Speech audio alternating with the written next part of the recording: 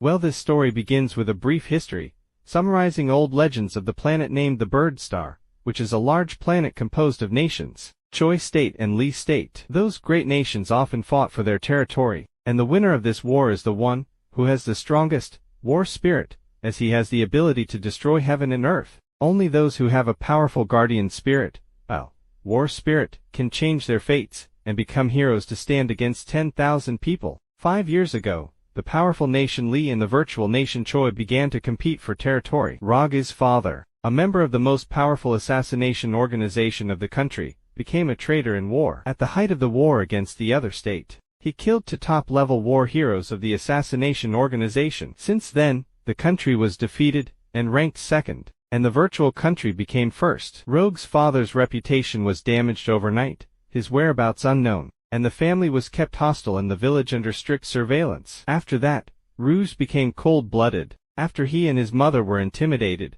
assaulted and rejected by their relatives, and by everyone known since childhood. This loneliness, and the hatred for his father, and the people around him, rooted deeply in Rouge's heart and mind. Time then shifts to 5 years later, as we are shown 3 kids, one seemingly about to fall, making the others worried. His fall was no coincidence, however, as he received a punch from our one and only protagonist, who had a very determined and cold-blooded look, then suddenly shifted his gaze to the other lackeys, edging them on to fight some more. Come on. Witnessing his charged-up energy, they all hesitated with frightened gazes, but their leader at this point wasn't willing to give up as cursed. You flipping traitor, son. What's the matter? Your father has betrayed the country. Damn you. You deserve to die. At this point, however, he wasn't even fazed but suddenly shifted his gaze to whispers behind him, as some waste adults were also howling insults at our boy. Yeah, real matured, but at this point our boy was used to countless insults as it was a daily occurrence, and after letting out a heavy sigh, he sneered. Hey, come on. I'm used to it. Frustrated at not getting the reaction he wanted, he could only curse. You goddamn. The little waste then charged up his red energy on his fists and spoke out. Rogue, even if you have a war spirit, so am I. Besides, my brother is a second-level war hero in Zanian College. So, I'm warning you, don't you dare touch me, fearless. Our boy also charged up his blue energy in his hands, then sneered. Why are you talking so much nonsense? Let's finish it quickly. I've to go home for dinner. Annoyed, the bully charged forward with his 2 lackeys. You son of a lich. Damn you. Go to hell. Seeing them about to attack, he did not panic, but calmed himself down by taking a deep breath, and executed some hand techniques, as they flowed like water,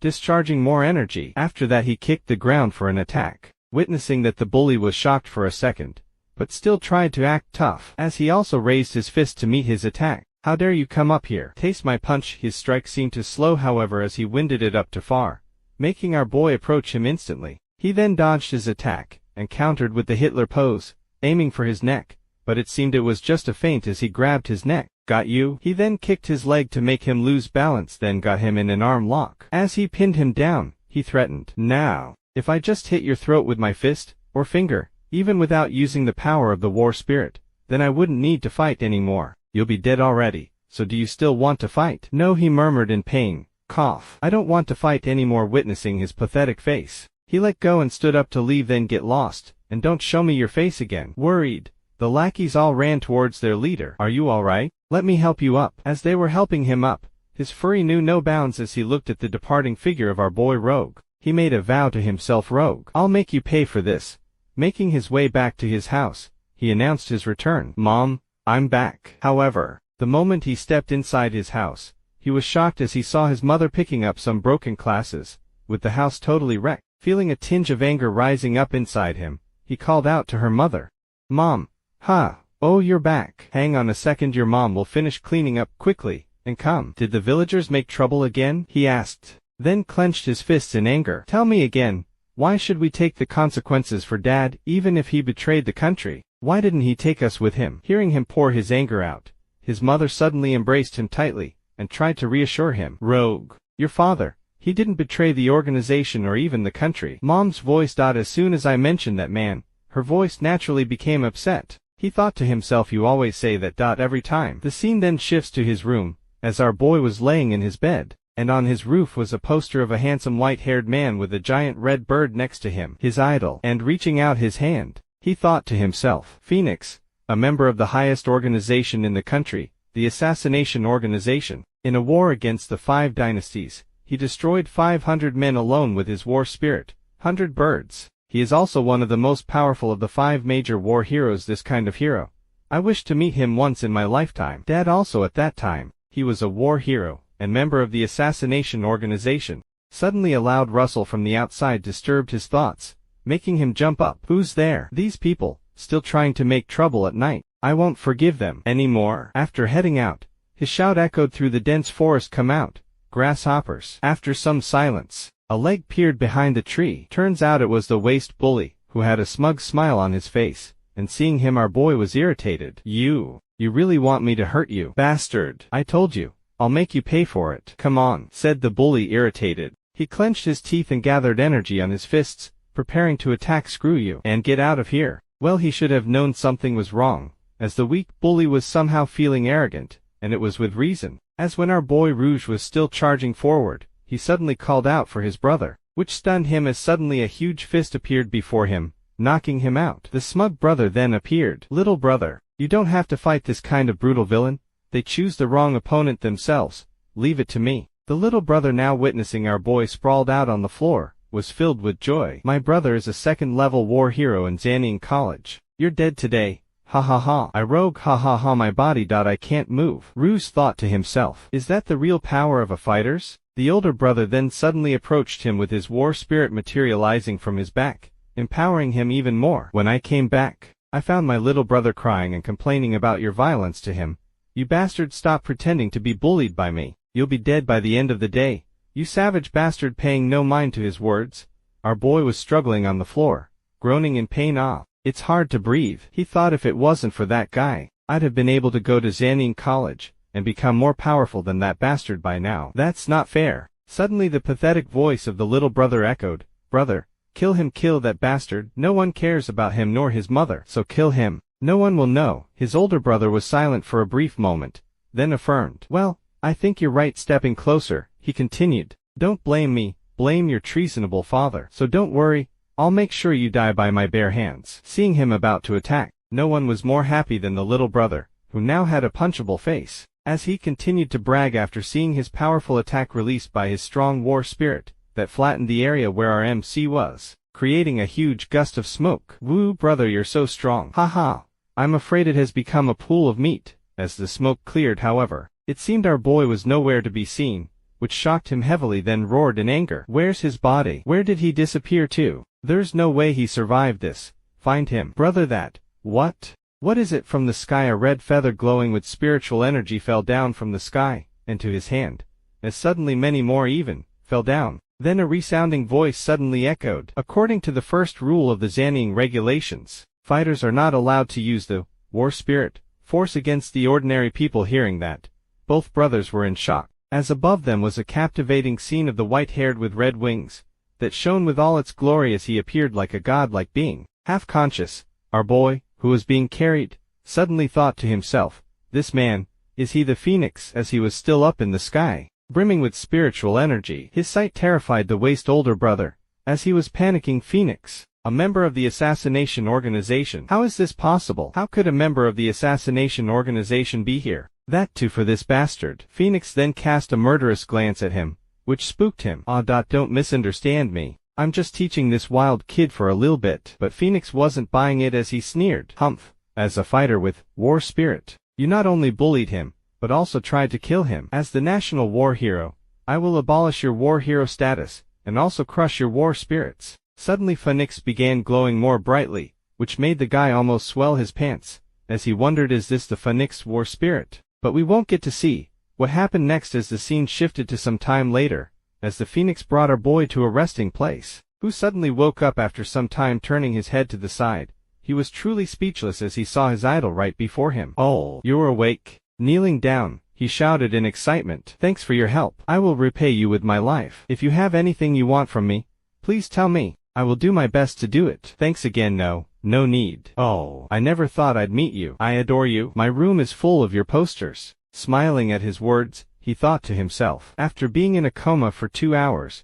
his body and spirit are completely recovered. Worried at his silence, our boy wondered. What's wrong? Oh, Nothing. As for the two brothers, they're in deep trouble now. The elder brother seems to be from Jianning College. He'll get the punishment he deserves for doing that. As for your mother, I used the energy shield to protect her. I think she will sleep well now, so you don't need to worry anymore. It won't happen again. Ha ha. You should have seen those brothers crying to death. TSK. I just don't understand those bastards. After some silence between them, he suddenly asked a blunt question. Do you hate your father? As if triggered, he bluntly replied, no need to mention that guy. I'll protect my mother. That guy is not worthy of me and my mother. Rog, I believe your father must be having a hard time. He and I used to be comrades in arms. I know what he is like. The situation at that time is still a mystery. I'm also looking for clues to your father. I don't care. In fact, I don't mind if he is treasonous, he answered back without a care, stunning the phoenix for a bit. However, Rouge continued, I still remember, when my father left, I was not very sensible. People around me bullied me and my mother. I didn't understand at that time. I just felt sad, but at those times, every time I looked at my mother, there would be no hatred on her face. Only the gentleness that has been on her face up till now. It's just something I can't say. It's still the same. Just looking at her smile like she always does, and I don't get it. Just like before growing up, they changed from scolding me to beating me. I couldn't beat them at that time. There were so many that I couldn't run away from them. Later, I found that there was a so-called war spirit in my body, and they couldn't beat me, so I snagged them to escape. In this way, I've been growing up like this. Protect mom from bullying and try not to remind her of that man. I play by myself. I'm quiet by myself growing up alone, so I don't mind if he is a traitor. It's just that I hate him for not being a father. After listening to his story, Phoenix patted his chest and called out to him, Rouge, believe me, your father loves you more than anyone else. Otherwise, you can confirm it by yourself. Confirm it by myself. What do you mean? Luoji College. Have you heard it? Hearing that, he was surprised. It is said that their students are all hideous criminals, and it's not under the jurisdiction of any country. Besides, they're exiled sinners or seeking the strongest, seekers. Despite this, some of the most terrible criminals are revealed as war heroes. Also, the dean is a super dangerous criminal wanted in 3 countries. Also, it is completely independent of cities and societies. Your father comes from there since you're not allowed to go to the national college. Then if you would like to, but before he could finish, he immediately answered, yes, I'd like to. You mean that I have a chance to get accepted in Luoji College, right? I have a chance to get out of here. Go to other places, right? I can study like others, right? I do. It's not about that, man. I want to change the fate of me and my mom. Well, in that case, you will have to leave tomorrow morning. I heard that tomorrow is the deadline for the registration of Luoji College tomorrow. But mom, rest assured I will explain it to her. You do not have to worry about this. Now go. Arrange your stuff. Arrangement. Alright, then I'll get ready tonight for tomorrow morning. Thanks. You're welcome. Ma Dude then thought to himself, I think that no matter who sees Ragi's eyes like this, they will have to settle their eyes on him. These kinds of eyes are one of desire and opposing the fate itself. The next day, our boy took a bus towards the college, and getting off, he wondered, is this Luoji College? Is Luoji College really here? He wondered again, as before him was the vast plain of the desert with no choice. He had to keep moving, and with the heat scorching, he was doubtful. In such kinds of places, there is a college. However, having the little bird companion, he cheered up a bit. Xiao Juji, I'm so excited, please guide me in the future. This little named Xiao Juji, it's my friend, please let him accompany as a partner. This is what Master Phoenix said. The map that Phoenix gave me seems unclear, but no problem. However, if I don't move now, I think I'll die here. 3 hours later, and our boy was still treading the vast desert, and feeling cheated, he shouted out to the heavens, you cheater guy. I followed the map, but why is there nothing here? So hot. I feel very thirsty. I'm dying. Hey. This. Suddenly, in the distance he saw a little hut, which caught his eye. This building, is it the Luoji College? No. I don't think that it's so small. Maybe I started hallucinating because of the heat. Whatever. I'll just go from here. After another half an hour later, he finally reached his destination, and seated on the porch was an old granny, who, seeing him, just flashed a smile. Curious, he wondered. This, Grandma, why are you knitting a jacket in the desert? No, that's not the question. Do you know where the Luoji University is? Because I have to register. Hearing that, she finally opened her eyes and asked, why do you want to go there? Are you going to study? I have no idea. I have been nominated by Phoenix. I waited for this opportunity 500 long. It will allow me to change. I have a lot of things to do, and many places that I want to visit. And later on, I need to meet a person. After listening to his passionate speech, she instructed it's inside. Go and take a look doubtful. He wondered what, inside. Grandma, are you kidding me? This small house is where you live, so if you know where Luoji College is, please tell me. Just go and take a look. Having no choice, he finally went inside. Then, sorry for the disturbance. After opening with a knock, he was stunned. Ha! An empty house. You know, your answer shows a lot of confidence. Rogue, uttered the granny, surprised. He wanted to ask, how did you know that my name is Rogue? But before anything could happen, the ground suddenly creaked. Stunned, he was later even more surprised as the floor opened up, sending him down underground. He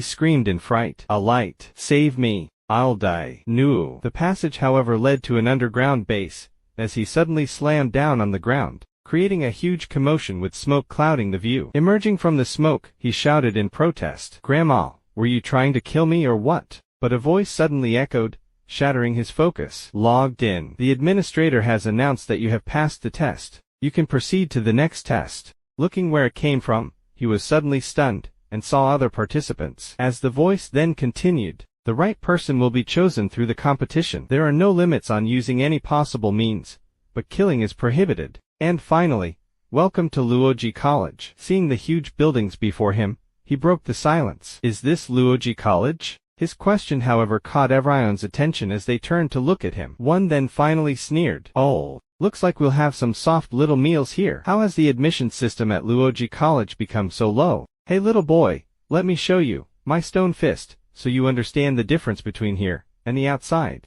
His hand suddenly and partly turned into stone, preparing to attack. But from his back, an even more bigger dude appeared, as he threatened, get out of my way. After some shock and staring at each other, the little guy regained the little confidence he had as he sneered, then threw a punch. Bang! Thinking he did some major damage, he was confident. Taste my fist first, and let's see if you can say get out of the way again or not. My fists make heavy things move from their place. Even if you are an elephant, you will bleed to death. But from the smoke, massive hands emerged, as the big guy suddenly hugged him forcefully. Surprised, he wondered, why can you still move? Let me go. But the huge guy instead strengthened his muscles, and squeezed him even further, which cracked the dude's spine, shocking everyone who witnessed it. Who the hell doesn't know this guy? The crowd murmured. The giant, Taejang, is famous for the strength of his armor, and also he is among the strongest of this course. How repugnant. I hope I won't face him in the evaluation. Witnessing the spectacle before him, it was as if he opened his eyes to a new world. His energy pressure is really awesome, as well as he didn't care who was talking about him. Those people. Hey, looks great. Luoji University really is interesting. If they were like the villagers, it would be really boring. Phoenix, I want to see the mystery of Luoji College that you talked about. I must discover what kind of places it really is. I won't let anyone stop me. No, I will never allow it. Because this is my last chance, and I will use it. Shifting scenes to a building inside of Luoji College, a man was seen slamming against the wall, splitting blood all over. The one who sent him flying even cursed. Damn, I said, you can't sell things here. You're such a disobedient boy, always pissing me off. Hearing a knock outside the door, he gestured for the person to come in. Turns out the 4-eyed dude was a director, and the big guy who entered, Mr. Gao. As he then reported, the assessment is about to start. Don't you want to see the performance of this session? No, I won't join the party for the assessment of those children's. Oh, but I heard that the son of that person will come too, and the heir of the Zai family, too. Oh, I see. It looks like there's gonna be lots of fun. Back to the competition, another announcement was made. Everyone, the assessment is about to start. Please pay attention to the rules. Number 1. The target is the crow in Luoji College. A crow, is it a doll?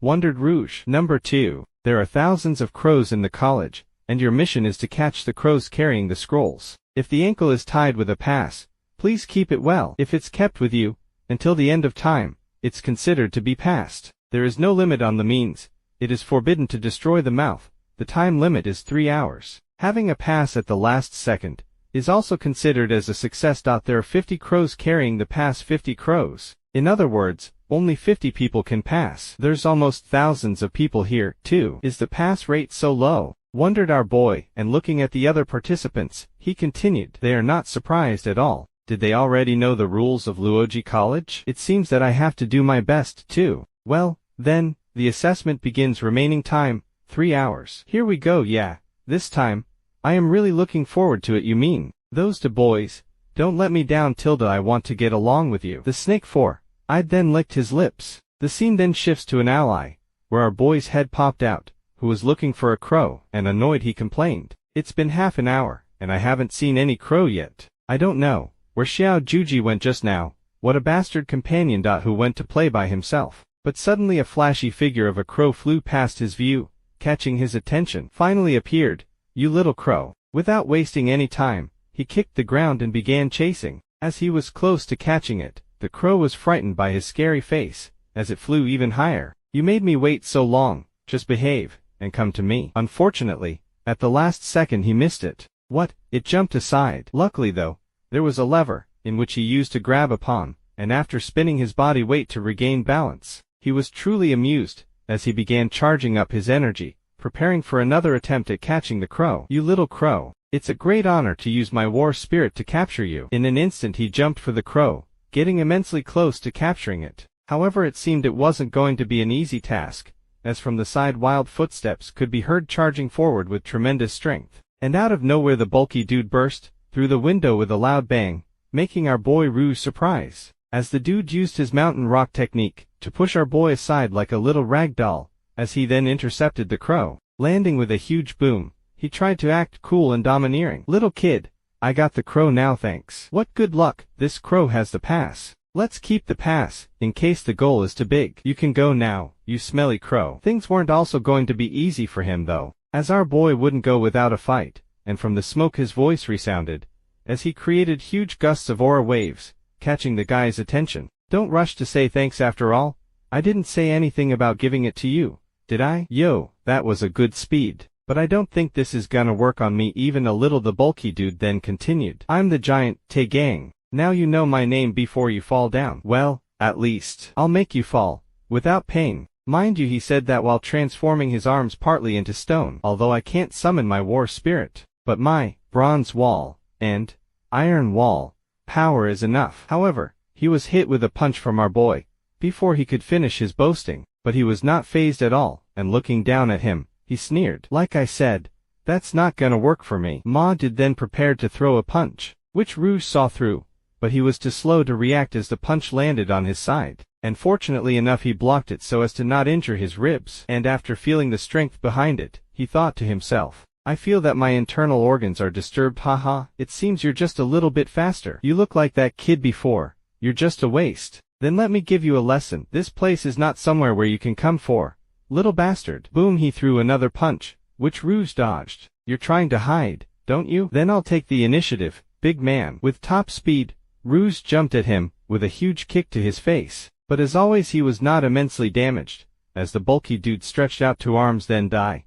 Nobody's gonna notice your disappearance. His double arm attack was the mountain hammer. Flying gray smoke, thinking he had prevailed with attack, he sneered smugly, ha. Things that don't know how to survive will turn into ashes. Oh dear. I've wasted too much time getting involved with unimportant little people. But as always the unyielding spirit of our boy echoed from behind. You're really strong. You're the second strongest opponent I've met. Even so, you bastard, I definitely can't fall down here, so I'll beat you. Before the big fight, however, the scene shifts to somewhere in the deep mountains with two figures discussing matters. I heard that the entrance to the Luoji College is available around the world. Mr. Ji Wang, can we join? It seems that the assessment starts at this time. Worry not. Let's join. The figures then finally appeared in all their glory. A handsome young man with blue hair, and his little cute maid with pink hair. Back to the fight. It seemed it was about to get heated, as our boy was surprisingly resilient. Oh, you're a real surprise, boy, but I've wasted too much time on you. As he said that,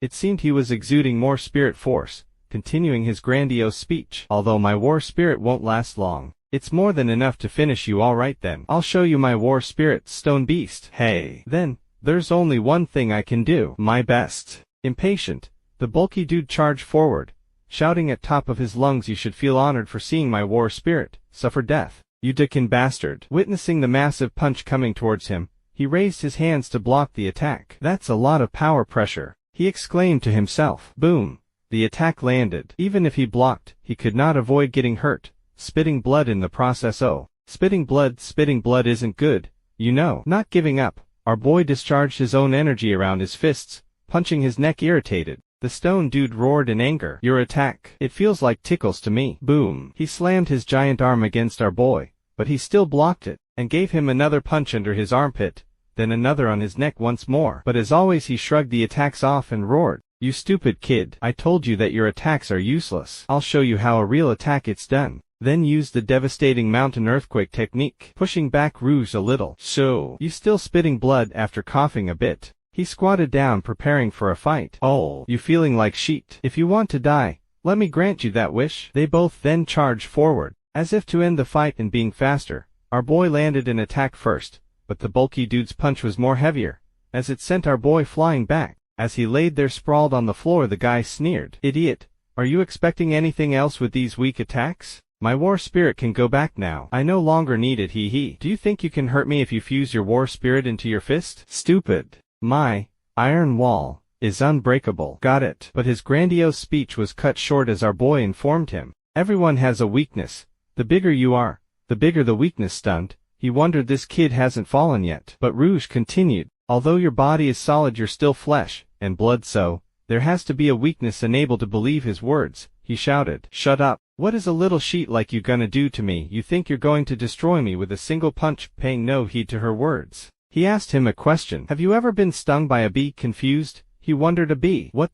are you talking about?" Rouge then explained, "When bees sting, it hurts more after a while when the poison enters the skin and swells it. Those punches just now were all in vulnerable places on your body, neck, armpit, the front. If the injected spirit is pulled away in an instant, your body will suffer from a huge amount of damage, so it's time to pull." Feeling he was about to suffer, he waved his hands in panic. Wait a minute." But our boy gave no mercy, as he used his sharp edge technique. Clenching his fist, he activated the technique. As the big guy's body was heavily shredded from the inside out, and spitting blood, he was in disbelief. How could this be? Ma dude then slammed on the floor, face first and ass up. "Ha, I said it at the beginning. No need to thank me, I'll take the pass." "Thank you." Big man. Shifting scenes to the blue-haired man and his cute little maid, as they were at a beautiful waterfall lake, and the little maid asked, "Master Ji Wang, the entrance is behind the waterfall. How can we get in?" Not receiving an answer, she asked further, "Young master, won't you be late?" Raising his finger to manipulate spirit energy, he finally spoke. "I said, Xia." Flicking his finger, he parted the waterfall in half, opening up a path. As he continued, "You talk too much." He then let his hand hover above the Xiao Xiao's head, instructing her to not move. He then cast a spell which created a bubble enveloping the little Xiao. "Wow, I'm floating. Let's go. We're here." Luoji College. Time then shifts to the passed out bulky dude, as even a crow shat on his face, which immediately woke him up. "Hey, my head, that kid. I didn't expect him to have that up his sleeve. It's weird because it's not as if he's weaker than the others." From above a building, a voice echoed, "There's bird sheet on your face." The voice came from a crazy-looking dude with a sinister soft smile, and seeing him, he was stunned. John Ying. The real John Ying. Why is John Ying in the assessment area? Before he could even finish his thoughts, the smiling dude landed beside him. Before he could even react, then made fun of him. "I saw your fight with that kid. You lost so badly. Ha ha ha." Nervous, he whispered in fear, "You. Can I help you?" Then thought to himself, "This guy, I can feel his power." This feeling we're not at the same level. With his sinister smile, he made an analysis. That boy is very interesting, as he injects his war spirit energy into weak points within the body, then pulls it out. I can't wait to play with him. Thinking he dodged the bullet, huffed in relief. Oof. I'm being ignored. But the smiling dude was no saint, as he turned his head slightly. "Ah, yes. What did you say? You are an iron wall." Panicked, he hurriedly replied, No, I wouldn't dare to. That's just the attribute of the fighting spirit. A fighting spirit with a high defense attribute. Let's see it." Wasting no time, the big guy's face was sliced before he could even finish. After chopping him up into pieces, he yawned, "Scrap metal. Now that's funny." And shifting scenes to the director and the big guy, it seemed he caught wind of the incident that just occurred, and informed the fried director. "Director, the assessment zone was mixed with John Ying's spirit." "Well, this happens almost every time. In a sense it is also an assessment, right? He. This time, a candidate has been killed, and from the scene's point of view, it should be one of the A-class wanted criminals." Hearing that he got burned by the hot tea he was drinking, so hot. And A-class. The world of wanted criminals are generally divided into Class C, Class B, Class A, and there are extremely rare Class S. Class A is a group of people who have killed too many people, and they are defined by the state as an extremely vicious group. Placing the teacup down, he voiced out his thoughts. "I can't be reassured for every assessment we take. Let's go." I don't want to be blamed by that old man, the dean. Back to the assessment zone, an announcement was made. There are 30 minutes left. Hurry up, please. Later the calm atmosphere was disrupted by a clash of fists, and feeling overwhelmed the opponent thought to himself, damn, this kid, so oppressive spiritual attack. What kind of monster is he? Snapping him out of his thoughts, our boy entrusted don't get distracted. He then gave him a heavy punch on his gut, nearly making him vomit what he ate, then continued to finish his lesson. It's dangerous to get distracted, so it's over. With that powerful punch, he sent him flying, spitting blood everywhere, finally defeating his fourth opponent. He thought to himself, the closer the end time is, the more people will be killed halfway to try to grab the pass. It's really annoying to deal with it. Let's finish this. It's exhausting. Anyway, in my memory, I remembered what my father used to say. Little ruse directing of spirit into the body have different effects. I didn't expect to come out this time, but Dad's words gave me a lot of inspiration. I don't know how to compare it to Phoenix, but after all, he was a member of the assassination organization. No, Phoenix must be the stronger one, my idol. From his back sounds of clapping echoed. Clap, clap, clap. Wonderful trick, not bad. You're really starting to interest me. I've been looking for you, for a long time. Little boy, turns out it was this repulsive smiling devil, and shocked our boy wondered, are you here to rob the pass too? Then I thought, what's going on? This person, he's totally different from the others. You said the pass. No. I'm not interested in that thing. I'm more interested in taking you apart. Tense. He exuded his aura and boldly beckoned. What the heck? Stop talking nonsense. If you want to fight, just come. Inwardly though, he thought, use the power of time to realize. Then that shouldn't be a problem. Amused, the laughing devil chuckled. PFFFT. What a fighting little boy. And from his finger he flicked an object towards Rouge, which shot out with maximum speed, grazing his cheek and drawing blood. Stunned, he wondered, is this spiritual energy? That's right, I smell blood. Ha ha ha. Only this smell can make people intoxicated. For the pleasure of taking you apart, I apologize in advance. The devil then manifested his spiritual energy, transforming it into dual swords, but at least I'll give you a little respect when I do it. Nice to meet you. My name is Moon Baiyang. Your killer. Stunned, he wondered. Spiritualized sword. I can't let him take the lead. First cover the whole body with spirit concentrate. As long as he moves, I'll find out the flaw of his action. Hey, it seems that you just use spirituality to this point, which is not interesting enough. Let me tell you how it works. Amitabha needle. From his hand, spiritualized needles popped out with tremendous speed, piercing through his abdomen. What? Ruse thought with bloodshot eyes. That won't work, kid. This level of attack cannot be avoided. Holding his bloody abdomen, he winced in pain. It hurts. My abdomen has been penetrated. Fainting concern, Moon Baiyang chuckled. Oh, dear. I'm sorry. I don't know how much this hurts, but I don't care. I thought you already knew something about spiritual power, but it looks like I guessed it wrong. It seems that you don't even know the side of the spirit yet, or even the meaning of the spirit. Your way of attack is simply directing spiritual power into a part of the body. Spiritual directing in different parts of the body has different effects, but this is also the most basic thing to do. The head, arms, body and feet. The advanced usage is to integrate the spirit and mind into the desired shape, and this is the concretization. He then shot out the Amitabha needle once again, and upon seeing it, he flinched. This attack again. With all his effort, he dodged it at the last moment. Oh, you managed to dodge it this time. But with that he gestured with his finger, changing the direction of the needle, which swerved around and pierced his left shoulder, leaving him with no strength. As he buckled, spitting blood, he felt despair creeping in. I and Omicron longer have any power left. Still smiling, the devil spoke out. When you have a deeper understanding of spiritual power, you can control the direction at will. He then continued, while clasping his spirit sword tightly. That person. Your father Roger Ghetto.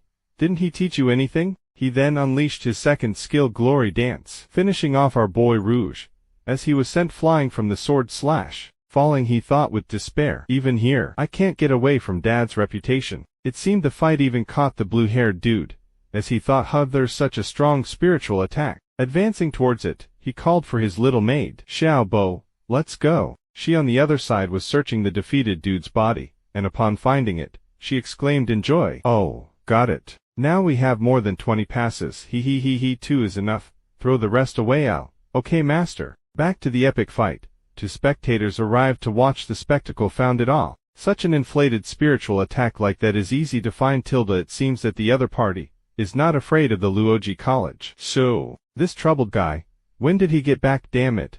I know he'll cause us trouble. Who is he arguing with? It's rare to see him angry. Oh, so it's Rouge. The guy Gao then prepared to take action. I'll go down and take Rouge away. No, the four. I'd stopped him. Take it easy. Let's take a look at what happens, then thought to himself. These two finally met, but the drama has developed in a unique way. Rouge, let me see what you can do. Gato's son. Moon Baiyang, seeing him sprawled on the floor, faint worry. I'm so sorry, I got a little carried away, but as soon as I mentioned your father's name, I couldn't hold back my emotions. Rouge, as his son, it seems that he hasn't taught you any of his abilities. Was he not willing to teach you in the end? Were my efforts futile? Rouge wondered in despair, but the talkative guy continued. That's right, Tilda, this level of attack doesn't make you realize anything. He then called out for his war spirit. Come on out, Amitabha. Now let's be serious. Witnessing his war spirit, he despaired even further. I'm really working hard. So why can't you let me move forward? Worried, Mr. Gao shouted in fright. Director, really? Aren't you going to intervene? But this dude was just silent, somehow enjoying seeing our boy struggle. The devil Moon Baiyang then unleashed his final move, the Amitabha rainstorm, piercing through our boy's body. Well, you make me a little bit disappointed, Tilda. Rouge. The two above. How long do you plan to watch? You're also curious about this kid, right? Moon Baiyang, aren't you afraid that the dean will blame you for all this? Hey, don't say that. I'm just helping you get rid of trash. Are you sure you're not the trash buddy? But I digress. Moon Baiyang then continued. And you should at least give me some respect after all. I am also an old senior of Luoji College. Unconscious, Rouge began his inner monologue. My chest is so cloudy. I shouldn't fall down here. This is my last chance. I don't like it. Mom, it's no use. We can't change our destiny. I hate them. I hate everything. I hate everything that makes me miserable. As he said that, the malice and hate within him began boiling up, his aura exuding a dark and malice color. I hate this world, he continued, and as if the malice made him stronger, he gained more and more strength, saying to himself, if it's possible, saying that he finally found the strength to stand up slowly, shattering all the Amitabha needles. And as the three were still discussing the situation, their discussion was interrupted by the strong aura exuding from our boy Rouge. As if feeling the strong aura as well, the blue-haired on the other side halted his movement, making the little girl worried as she bumped into his leg. Master Jiwang, is it swollen? She asked, but he was more focused on the certain smell emanating from the other side. Back to our boy, at this point, his aura was more suffocating and immensely dense,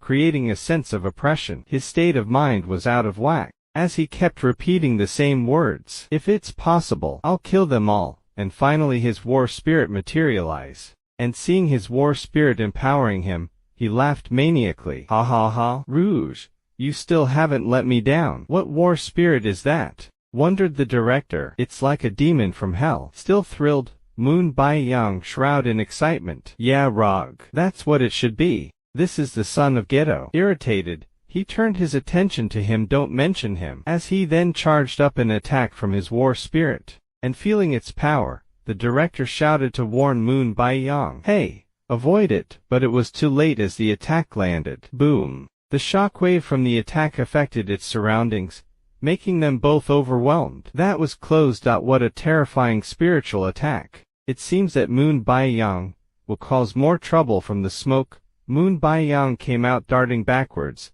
avoiding the full brunt of the attack. What a fierce attack. He's completely different from his previous momentum, he thought to himself. However, it was over for him, as our boy's voice resounded. Avoided. And in an instant he appeared behind him, giving him a punch on his stupid face, giving him a new make-up. Bouncing off from the punch, he wielded his spirit sword and charged forward. Blood. Rog. You made me bleed.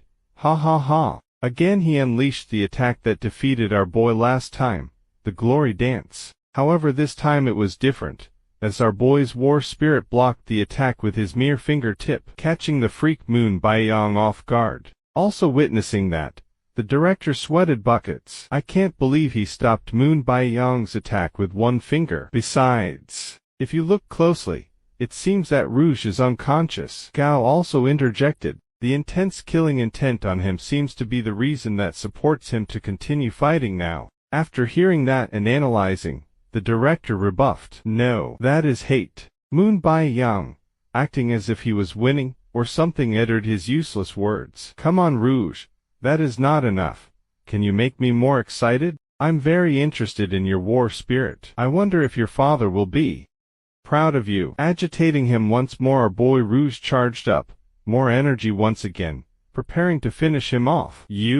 I'll definitely kill you to shut you up now. Realizing that he fed up, all of them were in shock. What terrifying energy. The terrifying energy was even felt by the guy Ziwang, who was on the other side. Why does that smell bother me so much? He wondered. It makes me so restless and upset. And witnessing his agitated state, little Xiaobo asked, Young master, are you all right? Yeah, I'm fine. But still, she thought, it's rare to see a young master in such an unstable mood. Back to the fight. After declaring that he would kill him, he had finally finished charging up his spit attack, and seeing that the battle-crazed Moon Bai-yang smiled and shouted, Come on, Rouge. Let me see more blood. The smell of blood. He also then unleashed his other technique, Extreme Dragon Dance. Is Moon Bai-yang finally getting serious again? That makes me really excited. As the two massive energies were about to clash, a figure above a building darted down with massive speed, uttering a single word, Nonsense. Landing between them, she halted all their momentum by also manifesting her war spirit,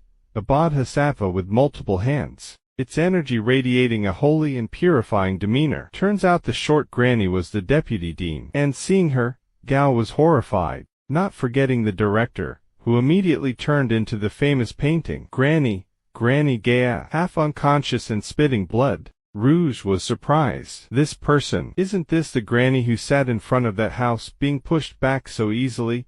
Moon Bai-yang was also stunned. Hey! She stopped both mine and Rouge's attack by one single move. The deputy dean of the college, the gatekeeper of the Luoji College, Buddha Gaia. However, the massive attack that our boy was about to unleash, not meeting its target, had to be redirected elsewhere, as it shot out to the side, disseminating the nearby buildings into oblivion. The shockwave, however, was too massive, as everyone felt it throughout. Moon Bai-yang excitedly thought to himself, What a shock! Old Lady Gaia, if I hadn't come to stir up some trouble, I wouldn't see something like that. The granny then shouted out, You two, get down. Being caught red-handed, they both landed in front of her so quickly, you would think they did nothing wrong, as they both greeted her with enthusiasm. Granny, Deputy Dean. Hello, Deputy Dean. But in the next second, she sucker punched Gao on the face, making it cave in, and the director was not spared as he also got punched on the cheek.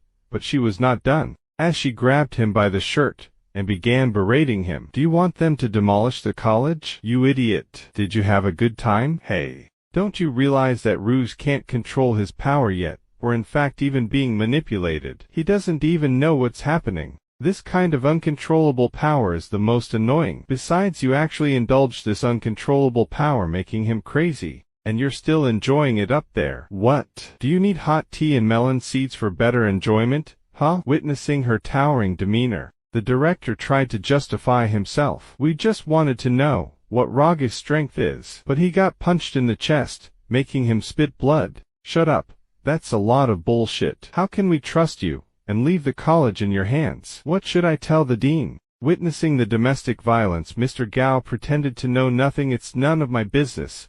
It's none of my business. From her back, the instigator of all this spoke out. The deputy dean's spirit is still as good as ever. I came to see you. He then flashed his annoying smile, and after glancing at him, she spun around and spoke out. As soon as I finish cleaning up this mess, I'll be back. Your smile is still so unpleasant. Moon Bai-yang, wiping his bloody nose, he replied. Don't misunderstand me. I just know that he is Gato's son, so I wanted to see his war spirit. You really haven't changed at all of this, because of your wrong mindset, that Gato chose Phoenix instead of you. Moon Bai-yang. Overhearing their conversation, the director thought to himself. Turned out that the rumor was true. Rumor has it that the Phoenix and Moon Bai-yang were once the disciples of Rouge's dad Gato, those two army dogs. I forgot about them a long time ago, replied Moon Bai-yang. You don't seem to be comfortable fighting against Rouge. Why even deceive yourself? That's really true. OMG, that's Why I hate talking to smart people. Not replying to the crazy devil, she turned his attention to the two. You two. Hearing her stern tone, they both knelt down on the floor. Yes. She then gave instructions. Teacher Gao, Rouge should be unconscious now. Quickly take him to the medical room. Okay. Director, the assessment is over. Get a list of this year's entrants. Trying to act cute, he replied back. Oh, I almost forgot I am such an idiot. But for his disgusting face he got another punch. Still dare to act cute. I better go.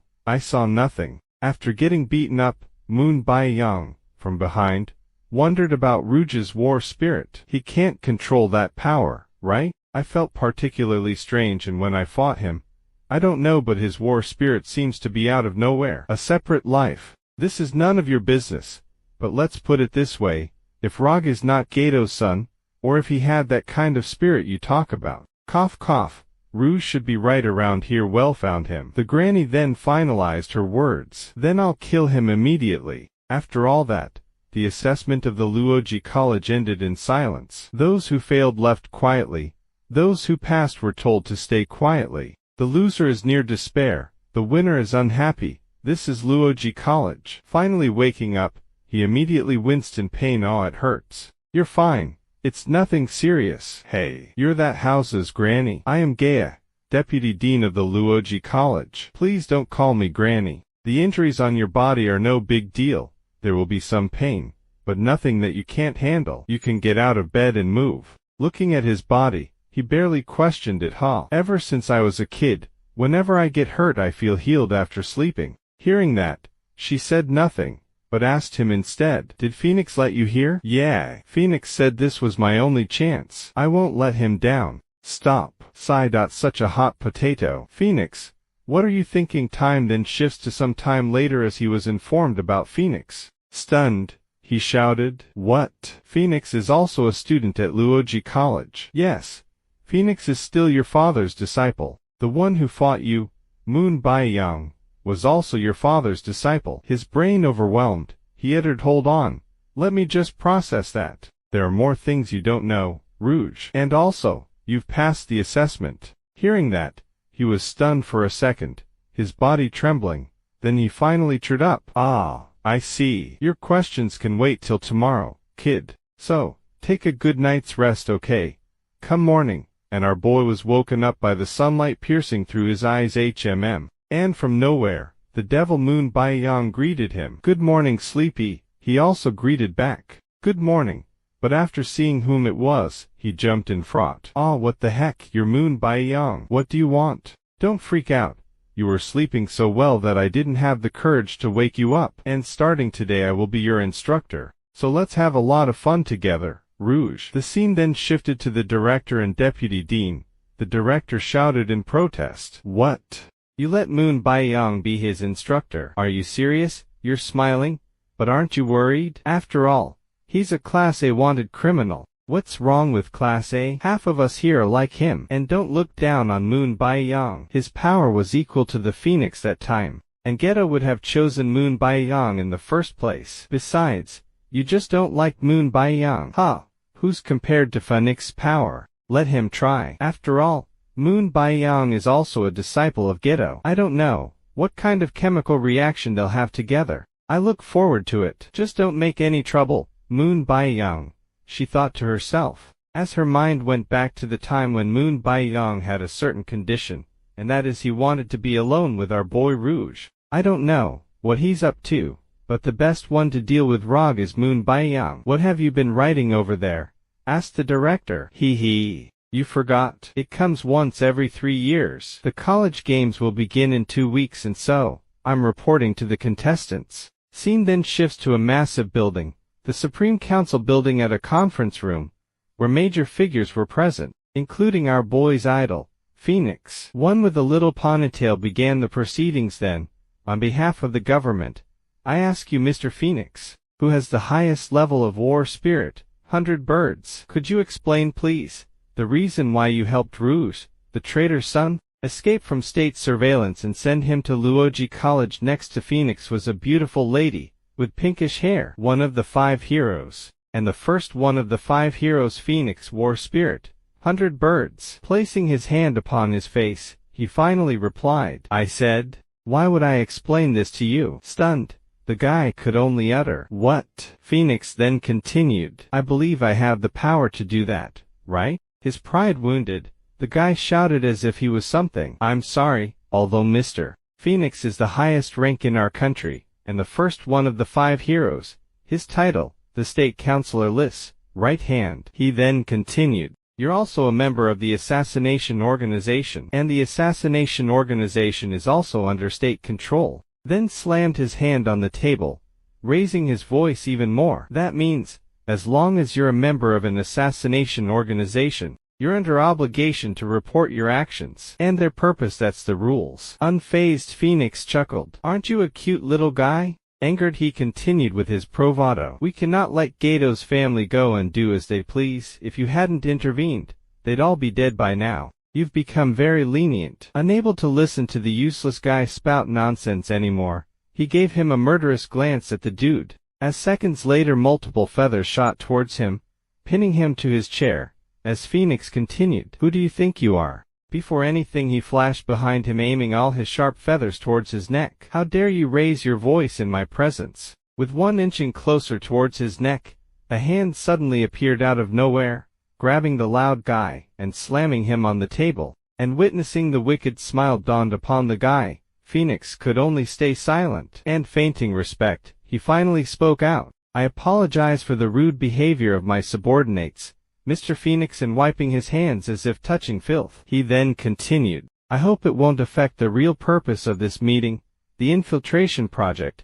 Mr. Phoenix, his title, the Supreme State Councilor Li Kai Chang." Phoenix then replied, I refuse.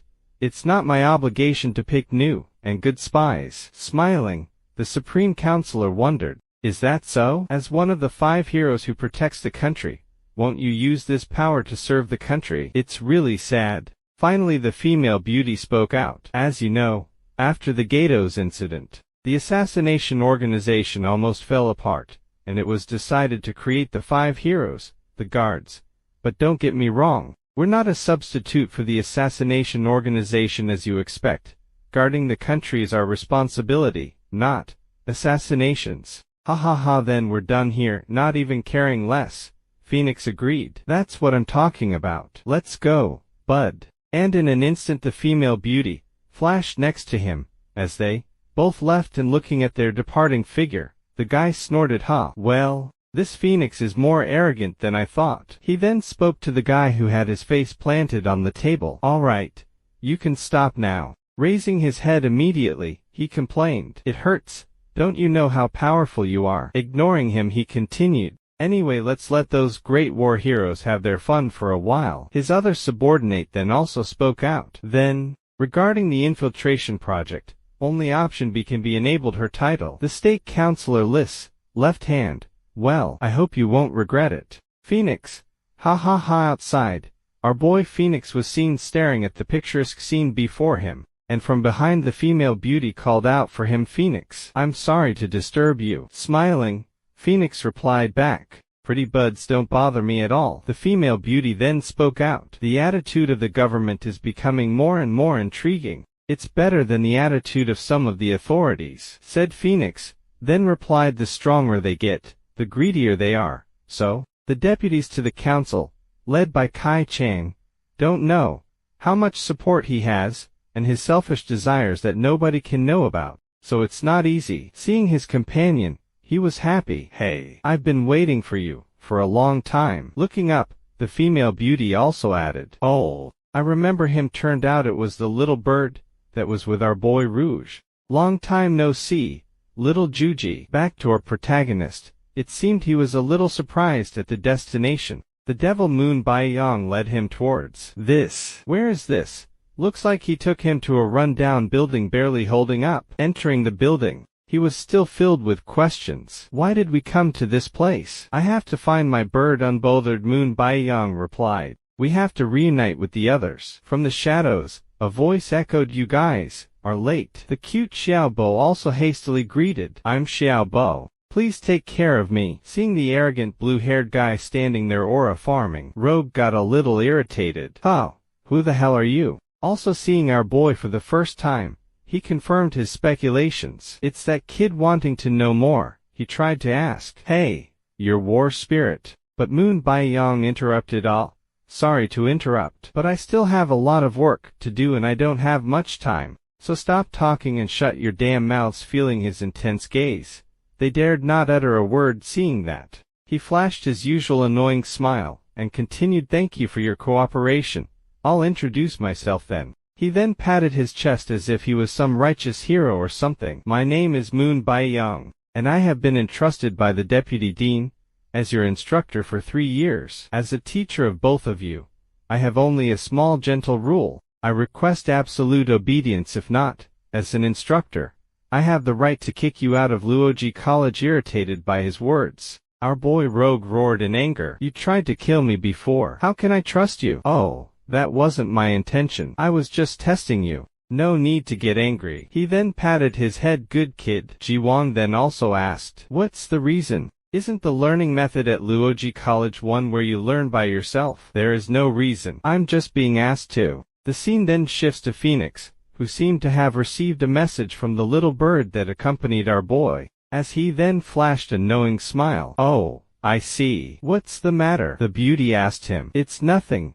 Some minor accidents. But it seems Rogue has managed to enter Luoji College. Thanks for your hard work, little Juji. It's as you expected," the beauty then thought to herself. "Phoenix, he's still looking for clues for the incident of Ghetto." Phoenix then broke the silence once more. "However, there seems to be a nuisance around Rouge," she said, and curious, the beauty wondered. "A nuisance?" "Yeah. Yaozi, let's go to Luoji College." At the shabby house, it seemed Moon Baiyang was already announcing their first assignment, making them stunned at the speed it took to be issued. "Are you serious? We haven't had a class yet." "How about the opening ceremony?" asked Rogue. "Opening ceremony? Ha ha ha, Rouge, you're so silly and cute." Even Ziwang gave him a glance saying he was ignorant. Moon Baiyang then continued, "Luoji College doesn't have all that boring stuff, and the so-called teachers don't actually teach. All knowledge depends on your own learning from the mission. It's just a huge madhouse called college. That's what Luoji's College is." "Oh, I had no idea." Moon Baiyang then elaborated further. "It's completely different. The Luoji College is divided into 3 areas. The so-called safety area, where we are right now. There are also primary, intermediate, and war hero zones. Primary zone, intermediate zone, and a safety zone. All forms of fighting and conflict are prohibited in the safe area, where the Deputy Dean and the Chief Teachers are located. Out of the safe zone, there is a saying that life and death are at the mercy of heaven, and each region has its own rules. The primary and intermediate zones are theoretically non-aggressive and separated by a wall." Then what zone does my young master live in?" asked the cute Xiao Bo, then continued to stutter. Xiao Bo must go to clean up first. You're all living in the War Hero Zone, and of course, it's also the place for your first mission, so I'll say it just once. Listen up. In the War Hero Zone, there are 3 major gangs and 4 smaller groups. One of the small groups called the 3A, it's considered to be the weaker. So, wait, 3A? Do you want us to investigate them? Is that our mission? No, it's not. It's to wipe out the 3A in 2 weeks. After hearing that, Rouge was baffled at the demand instructed by their so-called tutor. How is that possible? In 2 weeks? He wants us to wipe out a bunch of war heroes. I'm not even a war hero. Even more, they left that little child alone. What are they talking about? Hey, don't worry, big brother. If the young master was here, I wouldn't ask much. Over there curious, he asked her. This person, is he strong? Yes. Very strong. Young master is the best. Oh, then I guess I'll have to work hard. Well, the young master wants to be stronger too. Let's do it together. Okay. Going to our apartment. We have to turn right in front and then. But before she could finish, something distracted them nearby, making them curious. Huh? Was it a kitten? Kitten? Let's take a look. Kitten. Hey, how's it going? But upon closer inspection it was not a kitten, but an injured girl sprawled on the floor injured. Shifting back to the apartment, the boy Ji Wang was seen contemplating something, especially the words Moon Baiyang said to him. "I know what you're here for, Ji Wang. It's hard not to notice a member of the Z family. One of the 3 biggest families. Why don't we skip the bullshit and get to the point? Oh. The reason why the Z family became one of the 3 biggest families was because of the unique war spirit and the god of desolation. The only spirit that can be inherited. It can only be inherited through the bloodline of Z family. Until now there were only 6 generations. Ji Wang, as one of the 7th generation. You're also desperately trying to become stronger in order to snatch the right of inheritance from your 2 evil brothers. Only the strongest are entitled to inherit. Isn't it your rules? What are you trying to say? He asked. I can make you stronger in a short time.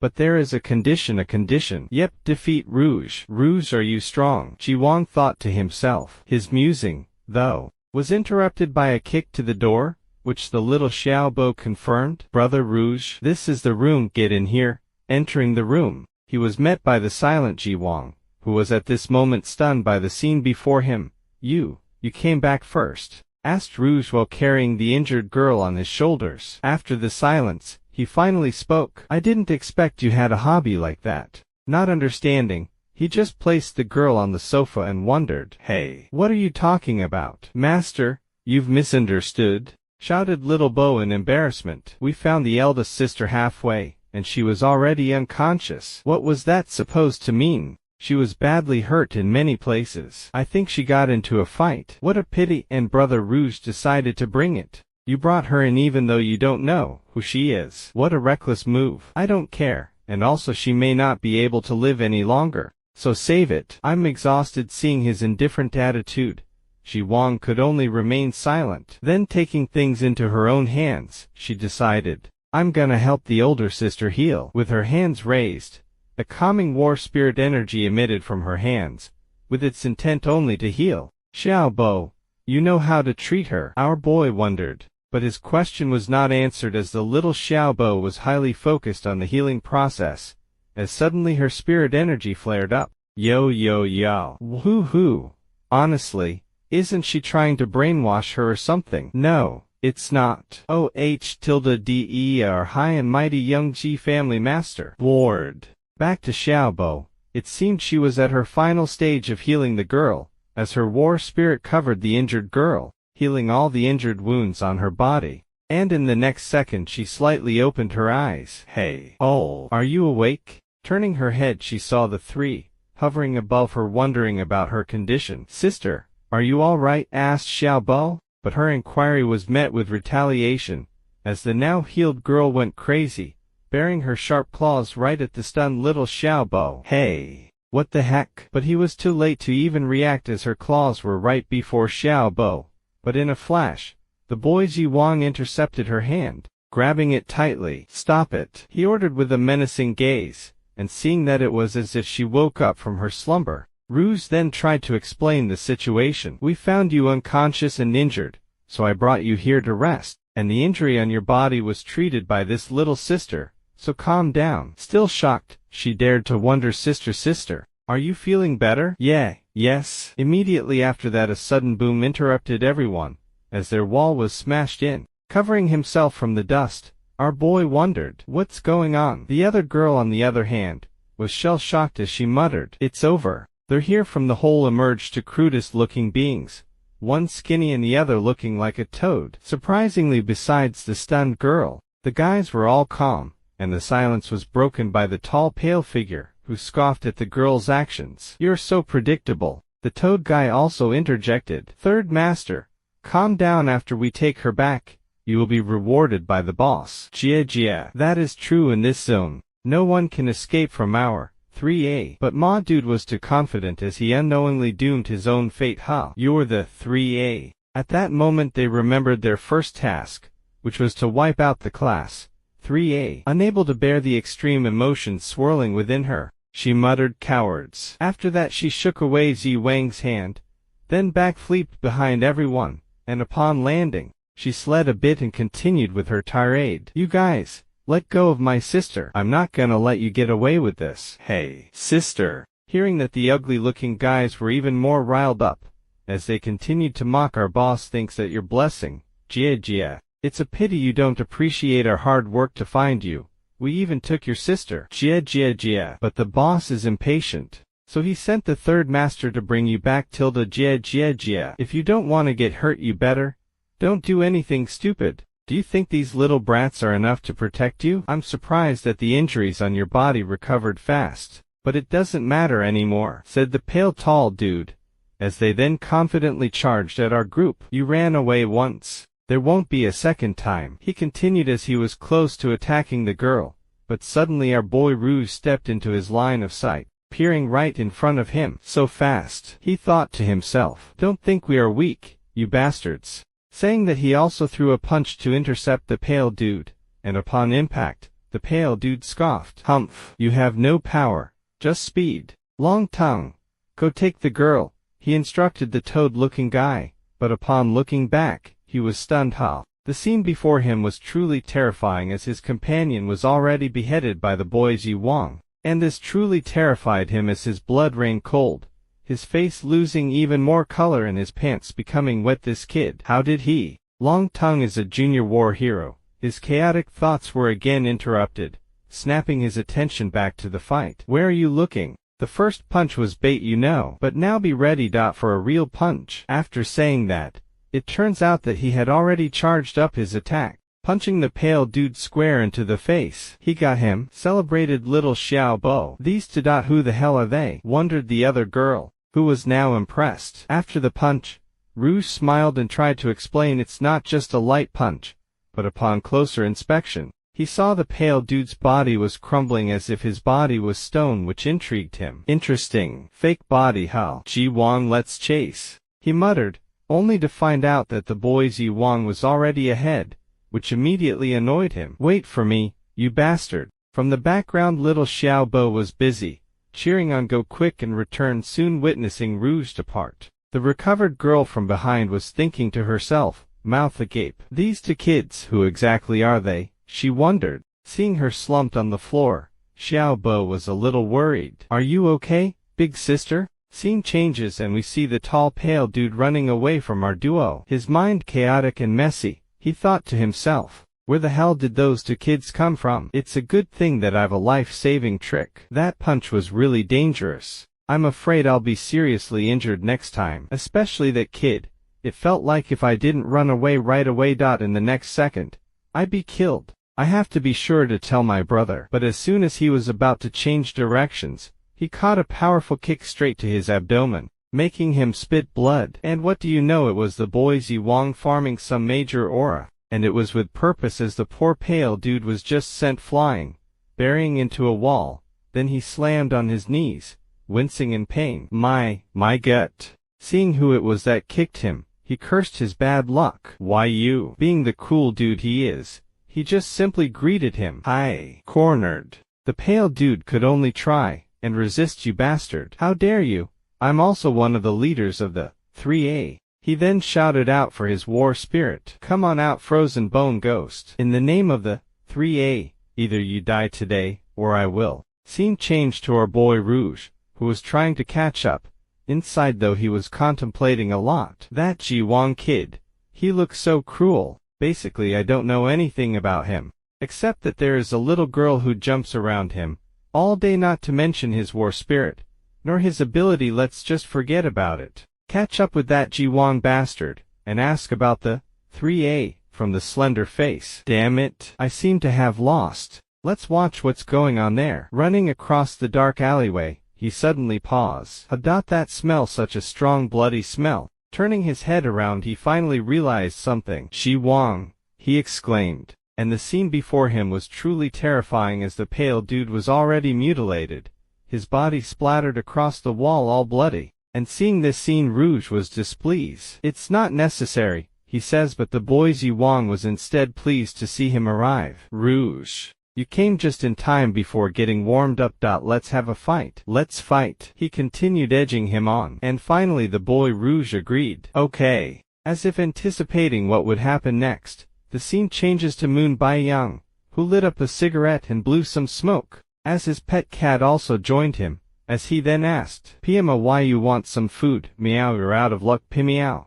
I don't have any food with me. But the familiar red glowing feather hovered near his face. Knowing who it was, He wondered out loud. Should I say, I haven't seen you in a long time, or, get the heck out of here?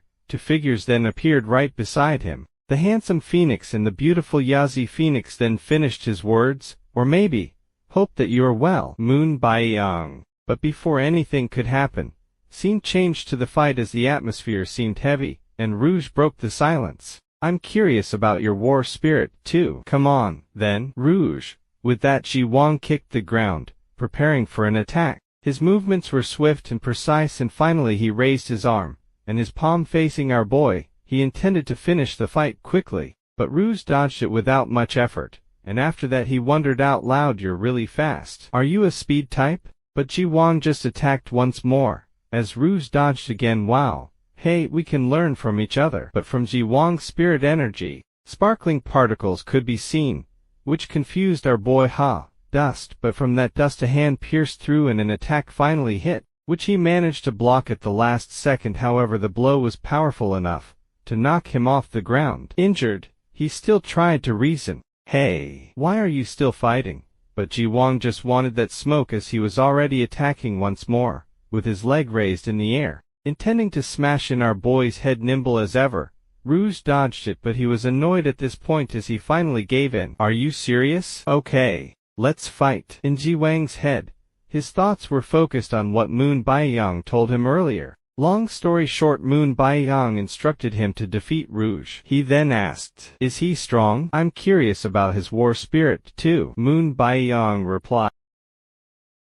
Ji Wang then thought to himself, the power you pulled out that day made me really want to defeat you. Rouge, let out your war spirit. With that he exuded more energy into his leg, and followed up with a kick. Seeing this, Rouge tried to block the attack, but as always Ji Wang's attack was too powerful, as it broke his defenses, throwing him back a few meters as he crashed into a wall. Not letting up, Ji Wang rushed for another attack, thinking to himself, let me see that power you showed that day again. As his attack was about to land, from the smoke our boy grabbed Ji Wang's hand with his dark red energy. He then spoke with a dark heavy tone. Ji Wang, you're trying to kill me like the rest of them, huh? Mind you, he was saying this, while a huge dark figure loomed within his shadow. Witnessing this, Ji Wang thought to himself, this smell, it's the same from that day, and what does he mean by, like them? You, answer me, why? Rouge bellowed in anger, but his persistent questioning was met with another attack from Ji Wang. Boom! Grabbing his head, Ji Wang finally answered, in order to become stronger, that's all. Is there any other reason? Hearing that, Rouge was a bit disappointed as he lamented his fate. I don't know why I'm being targeted, but I won't allow you all to mess with me. With that he exuded more aura, shattering his surroundings, and feeling the power, Ji Wang was naturally pushed back. Free from him, Rouge leapt in the air preparing to attack, and while above he said to Ji Wang, you can't, I thought we could be friends. After those words his move was finished, clawing away at Ji Wang, but of course Ji Wang was too fast as he dodged the attack. He then shot back a reply at our boy, I won't let your nonsense make me lose my focus. Turns out he used his war spirit technique, the space mirrors crack, as reality seemed to crack itself, stunning our boy Rouge. Mirrors. Suddenly a hand patted his shoulder. Rouge. I hate the word, friends. With quick reflexes he punched the one behind him, but instead of blood, mirror shards fell apart. Show yourself, Rouge shouted in annoyance. Since you don't know how to summon your war spirit, yet then all I have to do is to beat it out of you. With that he summoned his war spirit, which looked very dazzling and majestic. His war spirit, mirror division. Scene changes to little Xiaobo and the short-haired girl, who saw Xiaobo worried, and so she inquired, what's wrong, Bo? Boo's alright? I just feel worried about my young master. He's very strong, Bo. You don't have to worry about him. With his strength, he won't be in danger at all. Ever the optimist, she agreed. Yeah, that's right.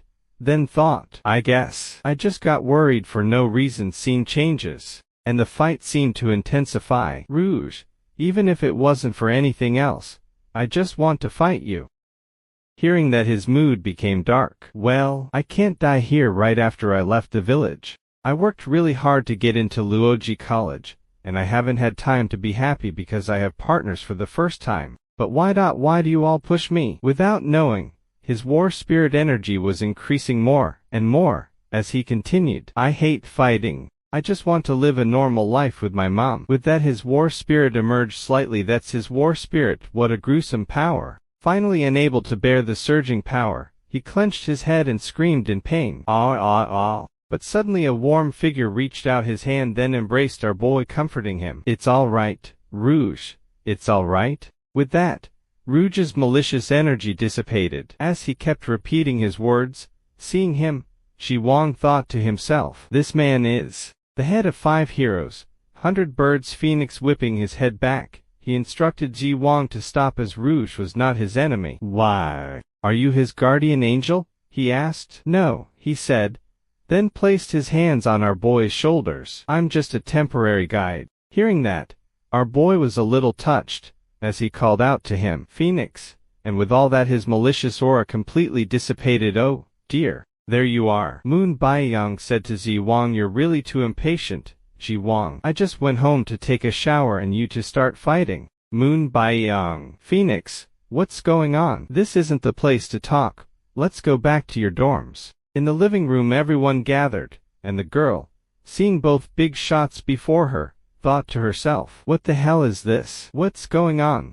This guy, he doesn't look a nice guy at first sight, and this guy, isn't he the head of the 5 heroes? 100 Birds, Phoenix. Seeing her, Moon Baiyang was curious. Oh, who are you? My name is Ying Kui. I'm from the low-level war zone, and I have a sister. Before she could even finish, Moon Baiyang asked the others, hey, what's wrong with your door? You guys should listen to what others say, she said in frustration. Rouge but already was answering the question. Some members from 3A came, and then little Xiaobo was distracted on the other hand, as she thought to herself, feels like the young master's depressed since he came back. Xiaobo. He called for her. Yes. What really important thing do you want to say to me, young master? She thought, looking all serious. But the dude just asked her to comb her hair. Ah, okay. Well, girls, go to your room and rest. We have something to talk about, said Moon Baiyang. Rouge, let's talk a little bit, too. Well, sorry to bother you. Scene changes to somewhere in Luoji College in a dark, messy office. And suddenly the door to that set room opened, and surprise, surprise, it was the beautiful Lady Yazi. It should be here. She then thought back to what Phoenix said to her. Yazi, help me get something from Luoji College. Hey, what is it? There was something hidden about Ghetto in Luoji College. I can't go get it myself, so I want your help, Yazi. And this matter must be kept strictly confidential, just between you and me for now. Take this. The things in that room are only possible to see it with spiritual stimulation with Gato's blood. Gato's blood, no matter how I look at it, it seems just like a normal room. Opening the bottle, she smeared blood onto her thumb, then marked herself with it on her forehead, then began using her war spirit energy to chant an incantation, and as soon as she opened her eyes, the scene before her was truly surprising as blood-red writings covered the entire room. What the hell is this? Scene changes to the headquarters of the Class 3A. Inside the hall was one of the subordinates reporting to the second leader. Second leader. What the young members saw? It's actually true. Their second leader was a chubby dude, inhaling all the food before him, and hearing the news, he was infuriated. What? Are you saying a child beheaded a 3A leader in 1 second? What are you talking about, big head? Trembling, he shouted. It's true. Second leader then thought to himself, I was near there, and when I arrived, I saw the third leader crashed, and the boy with blue hair and light all around him was standing in front of him, another white-haired dude, who seemed to be the leader. Thought out loud, I can't feel the third brother's spirit. Looks like someone's trying to provoke us all of 3A. Be ready to fight. Scene changes to Moon Baiyang and Ji Wang, as Moon Baiyang broke the silence. It's useless to look at me like this, Ji Wang. You look too anxious. No, I'm in a hurry. Then you should slow down more. You found out that Rouge can't control his spirit yet. His war spirit. What is it? Well, I can't explain it yet, but to put it simply, it's a state of reverse control. So for now, Rouge isn't your goal. You're like two different fires. You don't understand why you're burning. So you need to calm down, Ji Wang. As he said that, he pinned him into the wall, making the atmosphere weird. You stink. Ji Wang clapped back. Annoyed Moon Baiyang tried to save face. Smoking is an adult's romance. You know nothing. His mind, however, was occupied by Phoenix's words, as he had a flashback. Moon Baiyang. Don't let Rouge fight Ji Wang for a while, Phoenix said to him. Rouge is like an unstable bomb, and no one can disarm it in case it explodes. You can't afford it. And regarding Ji Wang, I have a suggestion. What a joke. Why should I listen to you? Aren't you afraid of the secret I'll expose? Phoenix threatened. Angered Moon Baiyang cursed. You bastard. He then thought to himself, when I think of it, I get angry. Back to the present, Ji Wang seemed to be getting more and more uncomfortable as he called out to him. Hey, HMM, what are you doing? Realizing the situation, calmed himself. Nothing. Then thought, let's calm down. He then instructed Ji Wang. Listen, you have a new assignment. But we won't get to know as the scene changed to Phoenix and our boy, as Phoenix seemed to call for his attention. Rouge, Hall, I haven't seen you for a while, and it feels like you've grown up. Oh, maybe I've grown up a little bit. Ha ha ha ha. That's not it. It's that you've finally realized the cruelty of the world toward you. Hearing that, the mood suddenly shifted, as Rouge began becoming curious. Phoenix. Let me ask you about what you said before. I'm just a temporary guide. You said, temporary? That means you're gonna leave me too, right? But deep inside his mind it was just chaos, as he was begging Phoenix that even if he would deceive him it would be fine if he didn't say yes. But to his disappointment, Phoenix replied with a yes, which immediately broke his defenses, as he suddenly began bawling his eyes out, as in his heart he felt like he was the most hated person in the world. Realizing his state, Phoenix became worried as he called out to him. Rouge. I'm fine. I'm such an idiot. Why am I crying? I understand. You're also busy. In this world, there is no one who will stay forever, he lamented. But don't worry. I'll be fine. It's just when I heard that, it made me very sad. Seeing his forced smile, he also flashed a knowing smile and patted his head, saying, how he hoped he would understand. Well, I understand, replied our boy. Back to Ji Wang, we are shown how he refused Moon Baiyang's offer without hesitation. I refuse. Rejection is not allowed. He asked you to go, so it's a mission. No, I refuse. Here's the deal. If you do it and come back, I'll tell you how to be stronger, as I said last time. How about that? Hearing he was about to get stronger, his resolve was shaken, as he quietly agreed, then turned to depart. And seeing him depart, Moon Baiyang asked, where are you going? Don't forget your promise. I'll take the mission. Well, should I say he's pure? Moon Baiyang wondered, or rather he's obsessed with power. With Ji Wang gone, they all gathered once more, as Moon Baiyang began with proceedings. Although there has been a little accident, don't forget your mission. Looking around, our boy was surprised not seeing Ji Wang around, and not forgetting the cute Xiao Bo, who was most concerned, asked first. Excuse me, sir, but where's my young master? Don't worry, he'll be back soon. Come on, I'll lend you my cat first. Okay. How about you? I remember your Ying Kui, right? Hearing her name, she gathered all the courage she had been saving up, as she asked for help. Please, let me join. Please. My sister is still in the hands of the 3A. I've tried to save her, but the 3A are too strong. And I almost died then. So please let me join you guys. Well, that's how about Rouge decides. What? Yeah, well, after all, I don't mind Rouge. It's up to you with her fate, relying on our boy Rouge. Her pleading gaze was now fixed into him, the look of hope in your eyes. You're really luckier than me. We'll help you. All right, he finally answered. Let's take a break tonight. We'll find the 3Y. TMROW. Come the next day, and our boy was woken up by the pecking of the little bird, and seeing it immediately after waking up, he was immensely surprised. Hey, little Juji, where have you been? I was so worried about you, and I haven't had time to look for you. Goo goo. Ha ha ha ha. Welcome back, and don't run away again. I'm not used to your absence. Phoenix, little Juji is back. Phoenix, look, I was going to ask you today about, but as he opened the door he was surprised, as before him was the two girls filling their stomach with some munchies, and seeing him, Xiao Bo was the first to greet. Good morning, Brother Rouge. Breakfast is ready. Are you looking for Mr. Phoenix? He left in the morning. He came to your room, but it seems you were sleeping.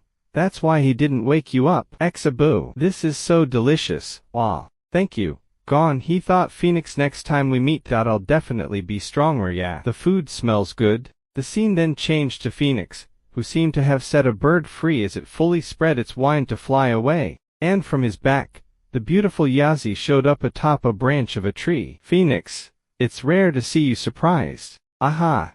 Yazi, you're really very punctual. It's the time we agreed on. Alright.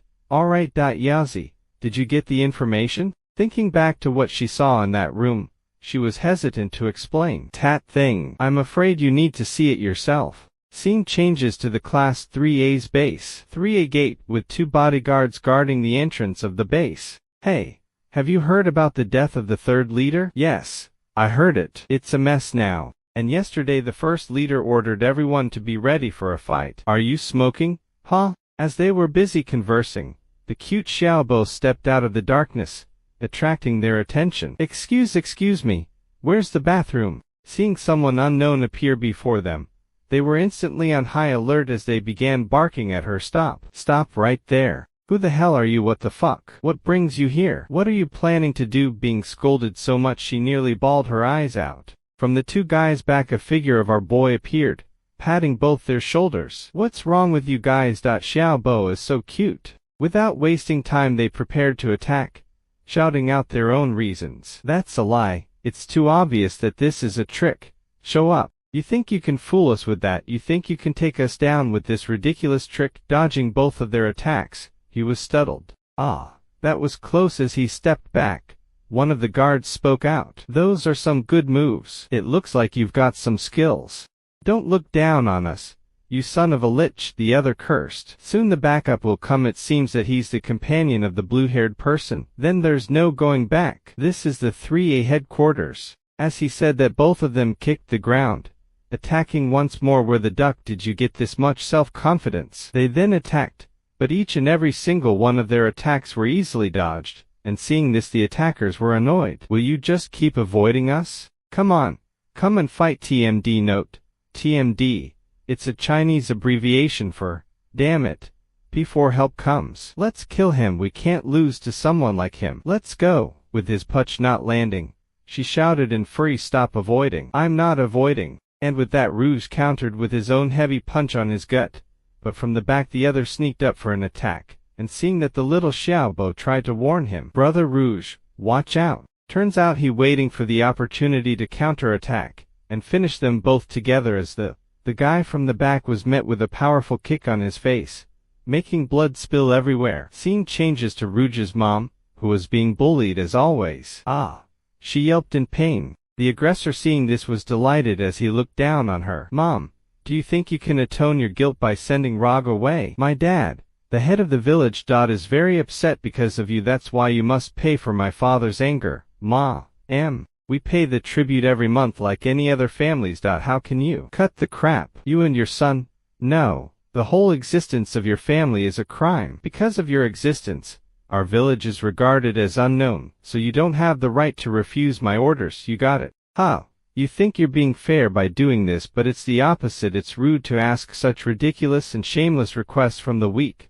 With such a twisted face hearing and seeing her unyielding demeanor, he was truly angered as he cursed, you lich. Ah, whatever. Ma-dude then pulled out a knife. Haha, I planned to use my power from the beginning. Haha. Look, Mom, I'll be more gentle with you. Huh? Before his thoughts could manifest, the boy Ji Wang had somehow appeared before him, intercepting the dagger he was holding. And as always, without wasting any time, the boy Ji Wang ruthlessly attacked the waste dude, opening up a hole from inside the house. And as always, he began his aura farming. The door was open, so I came in. This is Rouge's house, right? Back to our boy. After defeating the 2 minions, the cute Xiaobo was up to her tactics once again, beating up the defeated dude. Stinking idiot, you deserve a beating, bastard.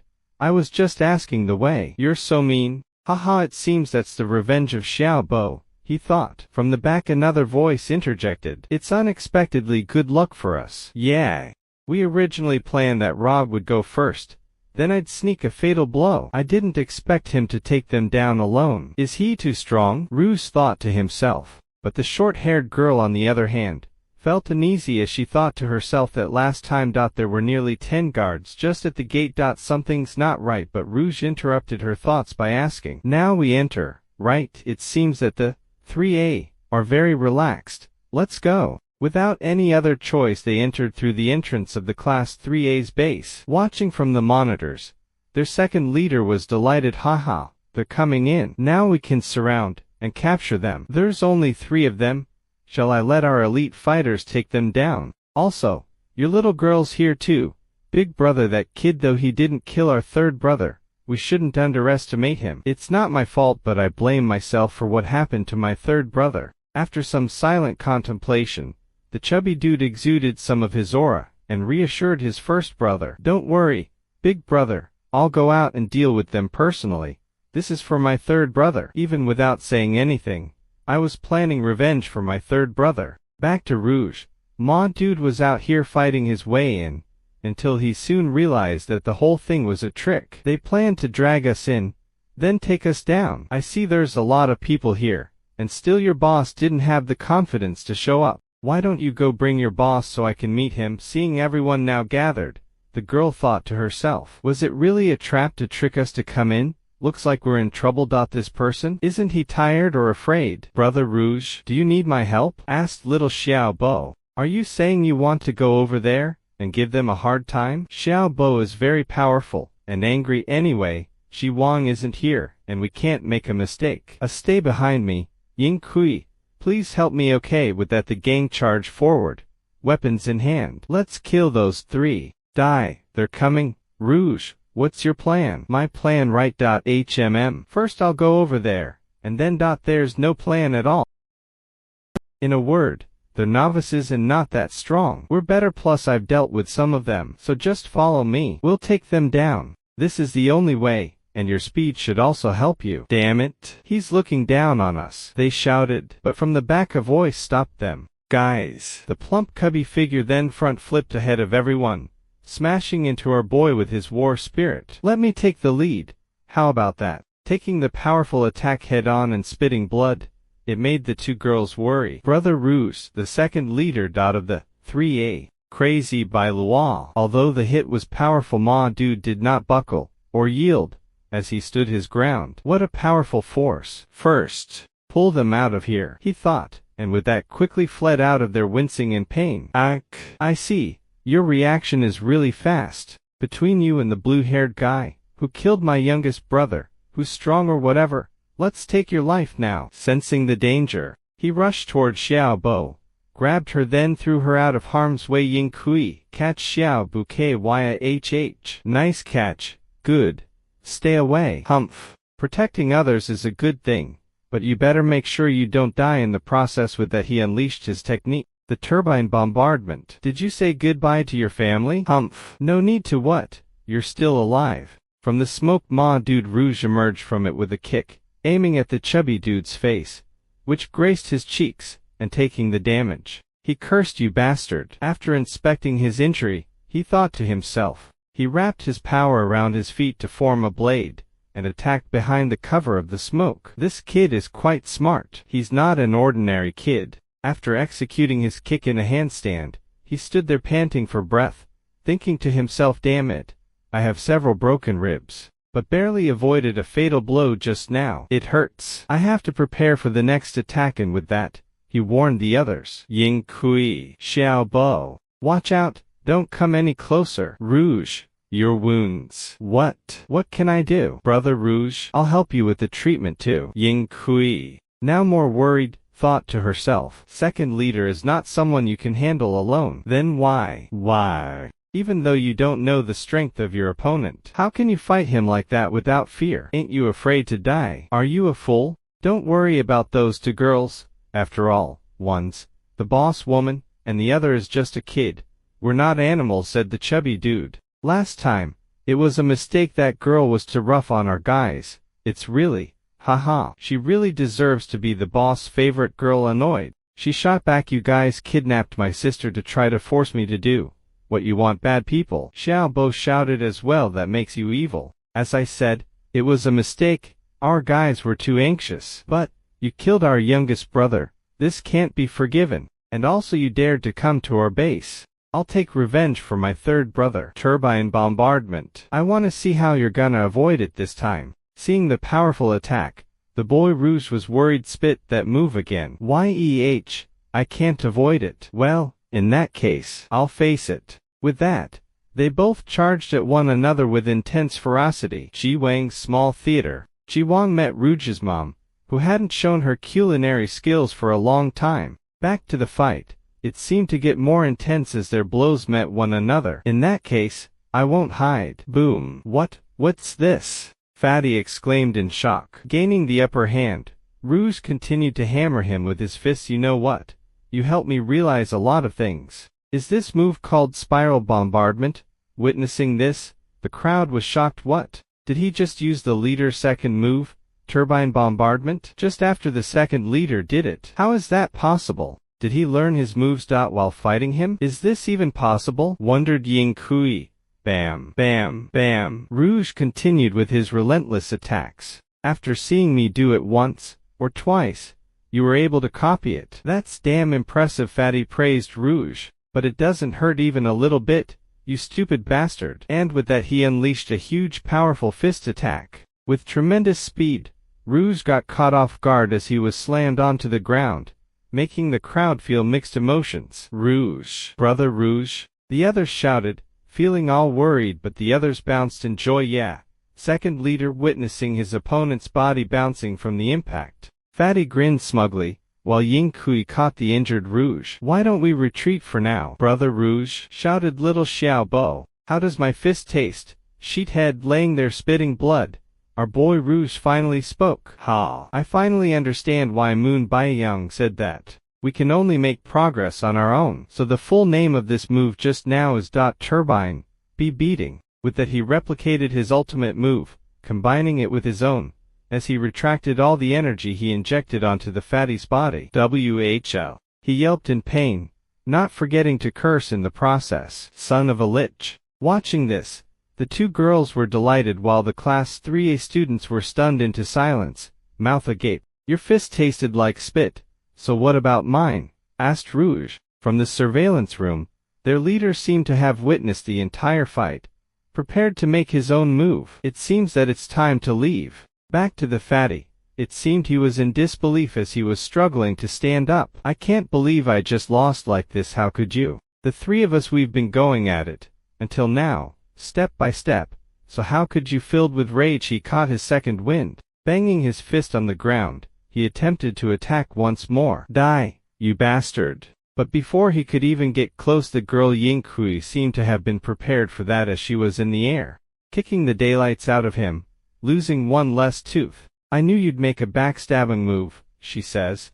But I don't know if that was a backstabbing move, but I digress. What the duck, second leader? They shouted in surprise. She really deserves to be the woman. The boss loves landing on the floor. She stood in a fighting position. Your second boss just lost. Even if you all gang up on me, I'm not gonna lose. Looking at her fierce look, they were stunned for a bit, then hurtled to discuss. She's right. We can't handle her, and the kid is still alive. What are we gonna do? Besides, last time she was running away, and still beat us up to a pulp. Also, she's the boss girl. Hey, the kid is up. It's decided then. They then gave her a menacing glare, as if wanting to do something, but in the end they turned tail and fled. Hurry, let's go and tell the boss. If you dare come after us, fried noodles are delicious. Come on, let's hurry. Ha, they really run away, cowards. But we finally took that guy down before the reinforcements from 3A. Come, let's go. Ouch, slowly. Yeah, let's find a place to deal with your injuries first. Brother Rouge, I'll take good care of you. Wait, let's take that guy first. Scene then shifts to the top leader, who was questioning his useless subordinates, anger flashing through his eyes. Did you really run away? And also left the second leader behind? We're sorry, they shouted while bowing in fright. We just wanted to come and tell you what happened, boss. We didn't mean to leave the second leader behind. We're wrong. After the intense glare, he sighed knowingly. Forget it. This is your limit anyway. As the ultimate force, we should be ready at any time. To face life and death. Seconds later, after Rouge was all patched up, He thanked the little cute Xiao Bo. Thank you for your hard work. I feel much better now. It's because Brother Rouge's physical recovery is very strong and fast. Well, that's how it's been since I was child. I recover quickly from the injuries and sometimes it happens while I'm asleep. Mom said it's God's gift, but I don't know if it's good or bad. Overhearing, Ying Kui thought to herself, no, it's not only that. Rouge has amazing learning ability. How can I be like him? Rouge and that kid. That kid's named Ji Wang. I heard that he killed the third leader. What is his strength compared with them? I look. But before she could finish her thoughts, Rouge interrupted. Oh, by the way, thank you, Ying Kui. If you hadn't made that last move, I'd be dead. It's good to know you got my back. Hearing his sincere words, she immediately felt shy and embarrassed, as her face turned bright red like a tomato, then played all of it off. Helping others is common sense, and you did all the work before I took him out. Don't thank me. Anyway, you've been very helpful. Brother Rouge, Xiao Bo brought some food. Are you hungry? What? Really? Xiao Bo, you're amazing. For a second, the mood seemed bright and cheerful, but like anything, it all had to come to an end, and the wall Ying Kui was leaning on suddenly began breaking apart. Boom! From the cracks appeared the top boss, who had already caught Rouge off guard, kneeing him on the injured gut, shocking everyone. The kick was so powerful that it sent the boy flying a few meters away, crashing through the wall and landed outside, screeching through the ground, then questioned the attacker. Who the hell? But he didn't get to finish his words, as a claw was already upon him. Boom! He dodged by rolling on the floor, then propelled himself up to a handstand while dragging his leg like a whip. Witnessing his agile moves while injured, he was amazed, delaying him enough for Rouge to make another move, as he elbowed the guy, but he blocked the attack with his cape. Clenching his now injured gut, he cursed in frustration. Spit! My wound opened again. That's not good. Finally showing himself to the opponent, he spoke out. We finally meet, intruder. Ji Wang Small Theater. Ji Wang, who completed his mission 1 day ago. So you're the head of the 3A. Nice of you to come here, save me the trouble of looking for you. So he says, but deep inside he was hurting. I can't let him know about my injuries, he thought. So young, in Luoji College, there really are all kinds of monsters. From the back, the girls came rushing. Brother Rouge, Rouge, are you okay? I'm fine, don't worry. But looking at his body, Xiao Bo worried even more, sharing a few glances with Ying Kui, and upon seeing him the Class 3A boss called out for her sincerely. Ying Kui, it seems we can't see eye to eye. I hope I can explain it to you after I'm done with this. He then faced Rouge. Well, in that case, let's settle the matter. I'm the big boss of the 3A, the Angry Eagle. Let me give you some advice. Know your place. In order to solve this problem, we must fight. With that, he stretched back his hands, imbibing them with his war spirit, then attacked. Luckily though, he dodged it, but the dude was not done as he prepared to attack once more since Rouge was in the air, unable to dodge the next attack. You're too slow, he muttered. He's fast, Rouge thought. Ha, you can't hide this time. Take this. But Rouge was unwilling to just give in, as he released his own spiritual attack, creating a huge coalition. Where? But from his back Rouge appeared from the smoke, making him very surprised. What? He used his spirit to shoot the ground, and lift himself up with the shock waves, and dodged my attack. Smart kid. No wonder my second brother couldn't beat him. But I will not give you a chance to breathe. So he planned to attack him while he was in the air. But it seemed Rouge was also planning his attack as he released a familiar technique. Turbine slashes. Recognizing the technique, he was stunned for a bit. This move is. But Ma Dude continued to push on, unleashing his own technique, the air fierce. And with that, the two massive energy forces collided. And witnessing this, Ying Kui was stunned. This battle is so much above my level. It's too much. Brother Rouge's wound will get worse, cried out the worried Xiao Bo while clashing. The leader complimented. Nice attack. And you don't.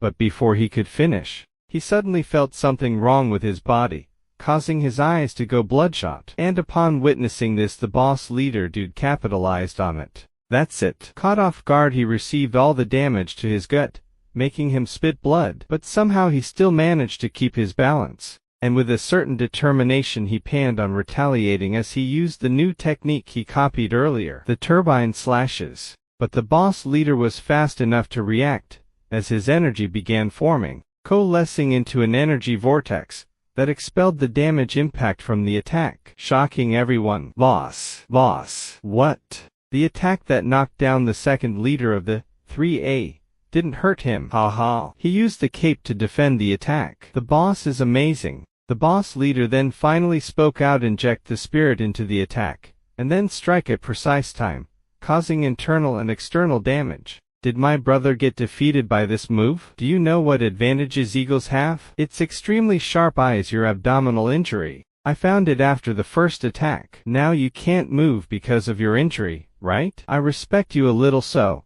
I'll give you a quick death. With that he exuded more aura as his war spirit appeared in all its glory. Wow. The boss war spirit is air fierce. It's coming out. Now prepared. He charged forward. Knockout. Die for my third and second brother. With the massive amount of energy bearing down on him, he struggled in pain. I can't stand up, my body can't move. Finally it seemed the boss leader intended on ending everything, as his strike was super close to our boy's face. But at the last second someone intervened. This turns out it was the boy Ziwang, who came to farm some aura. Hello, I got you a letter, he says. Ziwang, realizing who it was, the boss leader freed himself from Ziwang's grasp, shouting in fury, I'll kill you. And with a sudden whoosh he clawed away the boy Ziwang, and thinking he had succeeded, he was beaming with joy, while flashing a smug grin. Humph, it seems I killed him. But as always his musing was shattered by the boy Ziwang,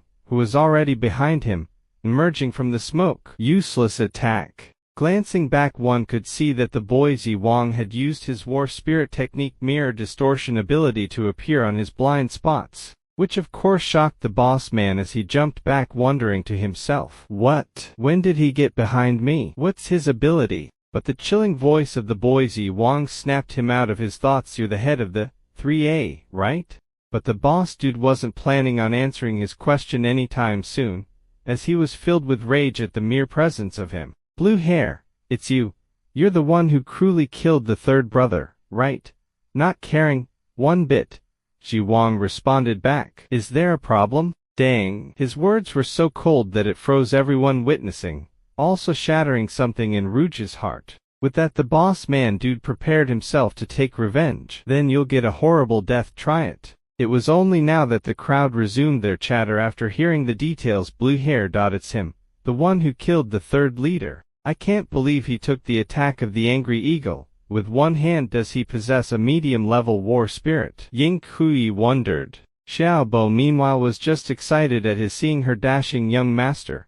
This at this age. How is this possible? As the fight was about to commence our boy Rouge finally stepped up. Wait, catching everyone's attention, he continued. This is my fight. You're not allowed to interfere. Ziwang. Hearing that, he said nothing, but only thought about his hidden power. Gaining his second wind, he called out to the boss man dude while stretching himself as if totally relaxed. Hey, didn't you say that this is our fight? So let's continue. Looking at his movement, the boss man dude was surprised. What a fast recovery ability, interesting. I'm impressed. Okay then, I'll kill you first, then I'll take care of your friend. But Rouge was no slouch either as he also charged ahead. Haha, I'll beat you up. With that their two energies collided, while the boy Ziwang on the other hand seemed bored to intervene now, as he stopped by the two females. Young master, you're back. Where did you go? Ying Kui tried to ask, but she was ignored as Ziwang just called out to Xiaobo. Xiaobo, come. Oh, okay. After their huge collision, they both emerged from the smoke injured slightly, as the boss dude then acknowledged his persistence. You're very determined. He then shot out to attack, attempting to end it with his final blow. Seeing the move coming, Rouge thought to himself, this is the move that Ziwang blocked. I can't let this hit me. I need to avoid it. And so he did, which annoyed the boss dude spit. And so he quickly landed on his foot, and used it to gain momentum. That was just a trick. Bam. He struck Rouge on the gut, making him fly up in the air. Your reaction is too fast, but you still lack experience. As quickly as he struck, he landed and didn't waste any time transitioning to a new move, the Thousand Will Blades. His war spirit forming a tornado of blades, that sliced through our boy Rouge's flesh into pieces. It's the boss 1,000 will blades. Great. His subordinates cheered him on as he heavily injured our boy Rouge. Huff. These 1,000 will blades can cut the opponent's muscles, even if you still have strength. You can't stand up. You're lucky you didn't die, kid. It's your turn now, blue hair. Seeing Rouge's limp body on the floor, Ying Kui wanted to help, but the boy Ziwang immediately stopped her. Come back. Reluctant, she tried to emphasize on how Rouge was injured. However, Ziwang, just knowing, knew that it wasn't his time to step in yet, and upon confirming his guesses he snorted in annoyance. Humph. This guy really likes to show off. Ignorant to the situation, the boss dude was confused for a while until he glanced behind him where he saw a shocking scene, as the thing he believed impossible was occurring right before his eyes, as your boy Rouge was slowly getting up, hey, and sinisterly spoke. Let's continue. Witnessing his heavy dark aura aiding him to rise, Ma dude was dumbstruck. This power. How is it possible? How strong are you? He shouted. As I said, one of us will win, so no one can interfere. Rouge. I feel it again, your power that makes me throb, thought Jiwang. Rouge. He's completely different from before.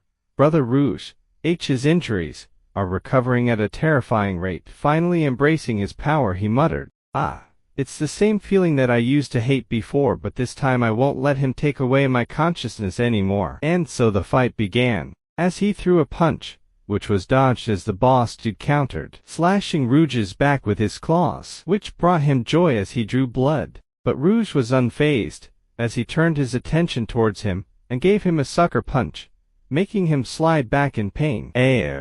I've been looking down on you, but you're very powerful, then don't underestimate your opponent from now on. Now, let's continue. Take this. Exuding his own war spirit roared. You still rely on that trick? Seeing his momentum, his subordinates cheered in celebration. The boss is going to use that move, yeah.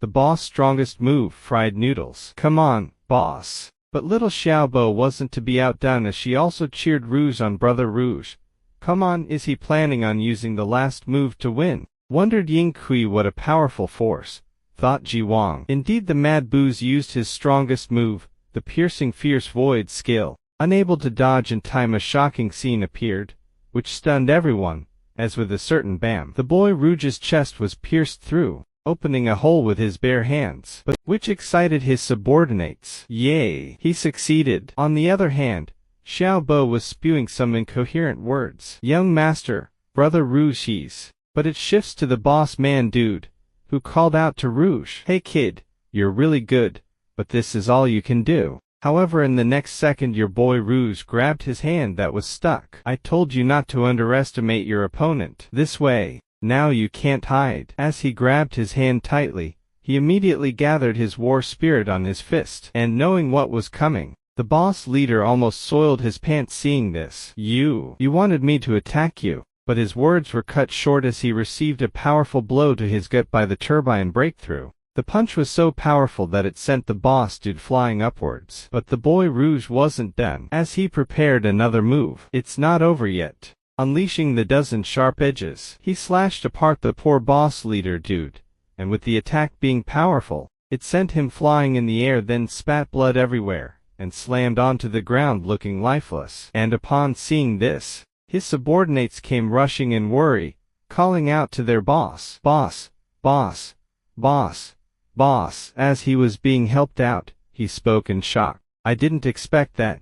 You used all your strength to make sharp edges. Also panting heavily from the injuries, Rouge responded. I'd have lost if I didn't do that. Brother Rouge, I'll help you with your injuries right away, little Xiao Bo offered. Watching everything from behind, Jiwang stood there silent as Rouge created something out of nothing and managed to win. Suddenly one of the guy's subordinates knelt down. Please don't hurt the boss. Thanks to the three brothers, we didn't get killed in Luoji College. Even though we're useless and we belong to the weakest class in Luoji College. But the boss never complained. 3A is our shelter and home. Please don't kill the boss. He wept, as the others also followed, kneeling and begging for their boss life. We beg you. Seeing them begging so passionately, the boss leader dude was infuriated, as he shouted in protest, get up you useless bunch of idiots. In the beginning, my second brother and third brother, barehanded, gambled their lives to fight for a small area. For the 3, although it's the smallest gang here, we still have our dignity, so get out of my way. I can still fight. Unexpectedly though, he was surprised by the call of his junior brother, big brother, second brother. He wondered, and seeing his state, the chubby dude was stunned for a second, then explained things. Brother, they helped me recover. When I woke up and found no one there, I hurried over here, curious of his actions. The boss leader asked Rouge, you didn't kill my second brother. At that time, if I'd let him lie there, his injury would have been life-threatening, plus I'd already beaten him, and also I had no reason to kill him.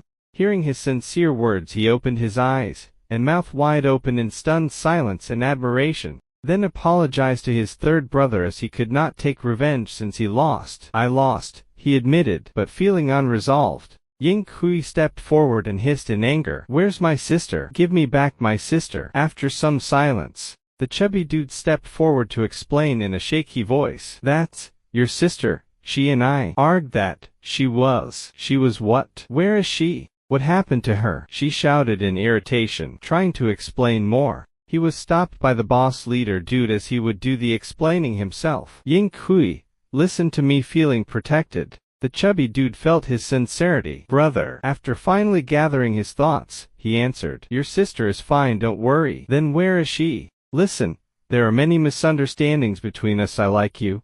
You know, I'm not a romantic person, and I can't do romantic things. Feeling the heat, Ying Hui blushed a bit and tried to resist the riz. Even so, you can't take my sister away to threaten me, and let someone take me back by force. Not folding one bit, he continued his riz, your sister, I invited her, not tied her up. It was just a trick of my subordinates. In order to surprise me, the third brother went to see you without my permission. Then there was a misunderstanding. I wanted to see you myself, but, suddenly glaring at the boy Wang, he continued, that guy killed my third brother. And later, you guys came to our door, and as the boss, I forgot to give an explanation to my subordinates. Unexpectedly though, a voice resounded from the side. We apologize for this matter. We apologize too, Rouge continued. It happened because of our partner's haste. He explained, however, the boy Wang was unrepentant, which literally pissed off the other guys. But the tense mood was suddenly interrupted by a shout. Sister! From the crowd appeared a plump short girl. Sister, why are you here? What happened? Looking at their contrasting appearances, they just stood there petrified. Younger sister. Finally reuniting, she inquired about her state. Are you alright, sister? May. What can I say? I eat here, drink well, and sleep well. It's much safer than our home in Luoji College. Watching her twirling around, the boy Rouge was just even more stunned. What the hell? She then continued, wearing a rather blushing expression. And sister, I have a request. She then placed her hand on the chubby dude's belly, then embraced him lovingly. I want to be with the second leaders. Wow. We both love each other, and have the same taste when it comes to food. Damn. Suddenly the dude gazed deeply into her eyes, and spoke his truth. My beautiful fat girl. Weirdly enough or not, they both created super chemistry, and to add on it, 2 other lackeys threw flowers in the air, shouting around, the fat, the fat. Truly, they continued, getting more and more petrified. What the heck? Out of nowhere someone annoying laughed. Ha ha ha. Interesting. Well, what do you know? It was Moon Baiyang, who appeared out of nowhere. What an interesting play. Moon Baiyang. Rouge wondered. While Wang was silent. You suffered such a serious injury again? He wondered, then directed his words towards Wang. Well, it seems that you didn't have a good time. Alright. Let's go. The mission is completed, he announced. Hearing that, Rouge sighed. Phew. The mission is over. It's done. There's nothing to look at anymore. Tilda, let's go back. I have something else to tell you. As they were about to leave, the boss leader shouted, wait, you are their teacher, right? Turning his head slowly, the devil Moon Baiyang just gave him a deadly glare. What do you want? Looking at his deadly glare, the air in the body immediately dissipated, causing his eyes to bulge, as in his eyes he could only see death. This man, I will die, he thinks. Seeing this, his companions were silent, and worried. Playful as ever, he stepped back. Oops, it's time to go back. Let's go. As they left, the leader was still there, panting heavily. Scary, he exclaimed. You and that blue hair are different, he told Rouge, which made him deeply satisfied, I guess. But the scene then shifts to some time later as the boy Ji Wang was chilling on the balcony as Moon Baiyang interrupted. Rouge collapsed as soon as he came back. Sure enough, his body has reached its limit. You seem unhappy. Your promise. I don't have time to play family games with them. Ji Wang responded, you're a really anxious kid. You know the spirit weapon. It's a unique life spirit weapon that can only be summoned by a high-level war spirit. What? Yeah, I can give it to you. Back to the injured Rouge. The two girls surrounding him were busy discussing Brother Rouge's body. I just checked it. The external injuries are recovered, but the internal damage still exists. His body has reached its limit. I don't really know how he holds up. What a terrifying person, Ying Kui commented. He needs a good rest, so Xiaobo, please take care of him. Suddenly she reached out her hand, placing it on his cheeks. And seeing what she was about to do, little Xiaobo began blushing, as Ying Kui bent down slowly, then gave our boy a peck on the cheeks. Thank you, she gratefully said, then turned around to depart. Big sister, where are you going? I'm going to practice. These past few days, I've realized that I'm too weak, she then continued. In order to survive in this world, we must become stronger. See you later, Bo. And Rouge scene then shifts to the deputy dean's office, who seemed to have received an invitation letter. The Luoji College competition will begin the day after tomorrow. You'll lead the team, she instructed the director. The scene again shifts to the Supreme Council building in Li Country. Click. The door opened as two assistants entered. Representative of Li Country. I have a report, sir. Luoji College has received the invitation to join the Li Country Academy competition. Supreme Representative of Li Country Kai Shang. Their response. They accepted. As you predicted, Luoji College will join State Councilor of Li Country. This is a list of four selected candidates. After just taking a glance, he threw away the paper and smugly chuckled. Ha, Phoenix, as I said, you'll regret it. Ha ha ha ha. Activate Plan B. Come next day, as the scene shifted to our boy Rouge, who seemed to be enjoying his sleep in comfort. Oh, although it's artificial weather, it's so comfortable, even the wind is warm. But he was soon jolted out of his sleep by a cane on his gut. Wake up. The voice shouted. Ugh. WTF. Enemy. Ah, enemy? Do I look like an enemy? Asked the granny. Ah, Granny Gaia? Why are you here? Call me Deputy Dean. You just completed the useless mission that Moon Baiyang set, so I came for a visit. I heard you didn't lose consciousness this time, at least. Ah, every time I feel it, it seems that a very strong power is getting out. But it's excruciating hearing his thoughts, the granny sighed. Rouge, you're unique. Your power is surprising, too. Why? Is it because of my father? No, it's just because you are special. You can't control your body because there's a great power inside you, and when you lose consciousness, it takes control of your body on your behalf. But this time, I was surprised because that thing didn't take over your body. However, maybe something bad will happen. Sorry, Granny Gaia. Sigh. I also can't blame you. This is the only thing I can do for you. With that she raised her hand, pointed at him, as golden energy flowed out of her boy in multiple streams. She then continued. Could inhibit that kind of power in a critical moment, but don't let it erode your mind. Shocked, he wondered this is. But without waiting she used her technique, countless golden silk of God's hand, and upon contact with his forehead, he began feeling excruciating pain. He screamed his lungs out. Oh, whoa. Just as one thought it was over, the pain increased tenfold. Oh, roar. Granny Gaia, it hurts. Rouge, you're destined to suffer. With that he was left screaming. Then the scene shifts to Moon Baiyang, and the boy Ji Wang. Hey, why did you take me here? Don't waste my time, said Ji Wang. Are you ready? As far as I know, the spirit weapon can only be condensed after your war spirit reaches the advanced level. Unless what?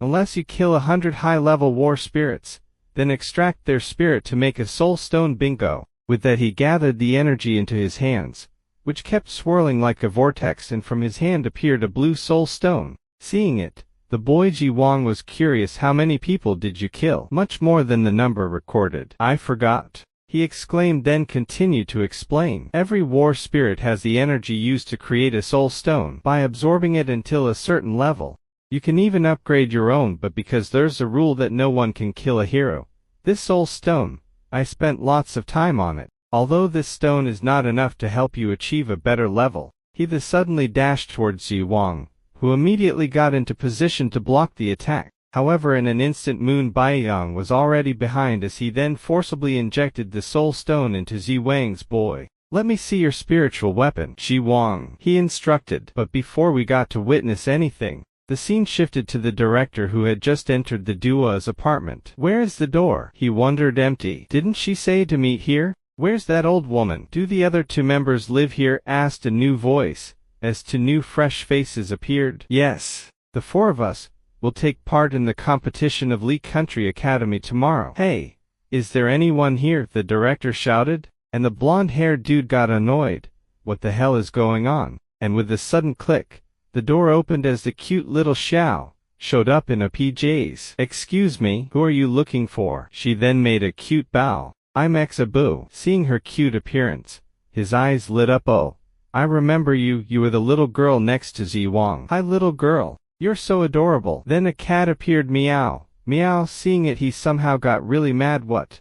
Aren't you Moon Baiyang's cat? Meow meow, it cried in protest as it was being held forcefully. Then his owner appeared behind him. What's wrong with my cat? Moon Baiyang. Why are you here? A high-class war hero? But I couldn't detect him, thought the silver-haired, and then the other guy also thought. When did he appear? Since when are you willing to harm such small animals? Moon Baiyang asked the director. Dude, it's only because it's yours. He shouted in fury, then calmed himself and let go of the poor cat. Never mind, I have to keep the attitude of a director, not paying any attention to you. Humph. Suddenly he spotted the boy Ji Wang. Ha. Ah, you came back, young master, shouted Xiaobo in joy. The dude then slid and draped his hand around Ji Wang. Oh, you're here.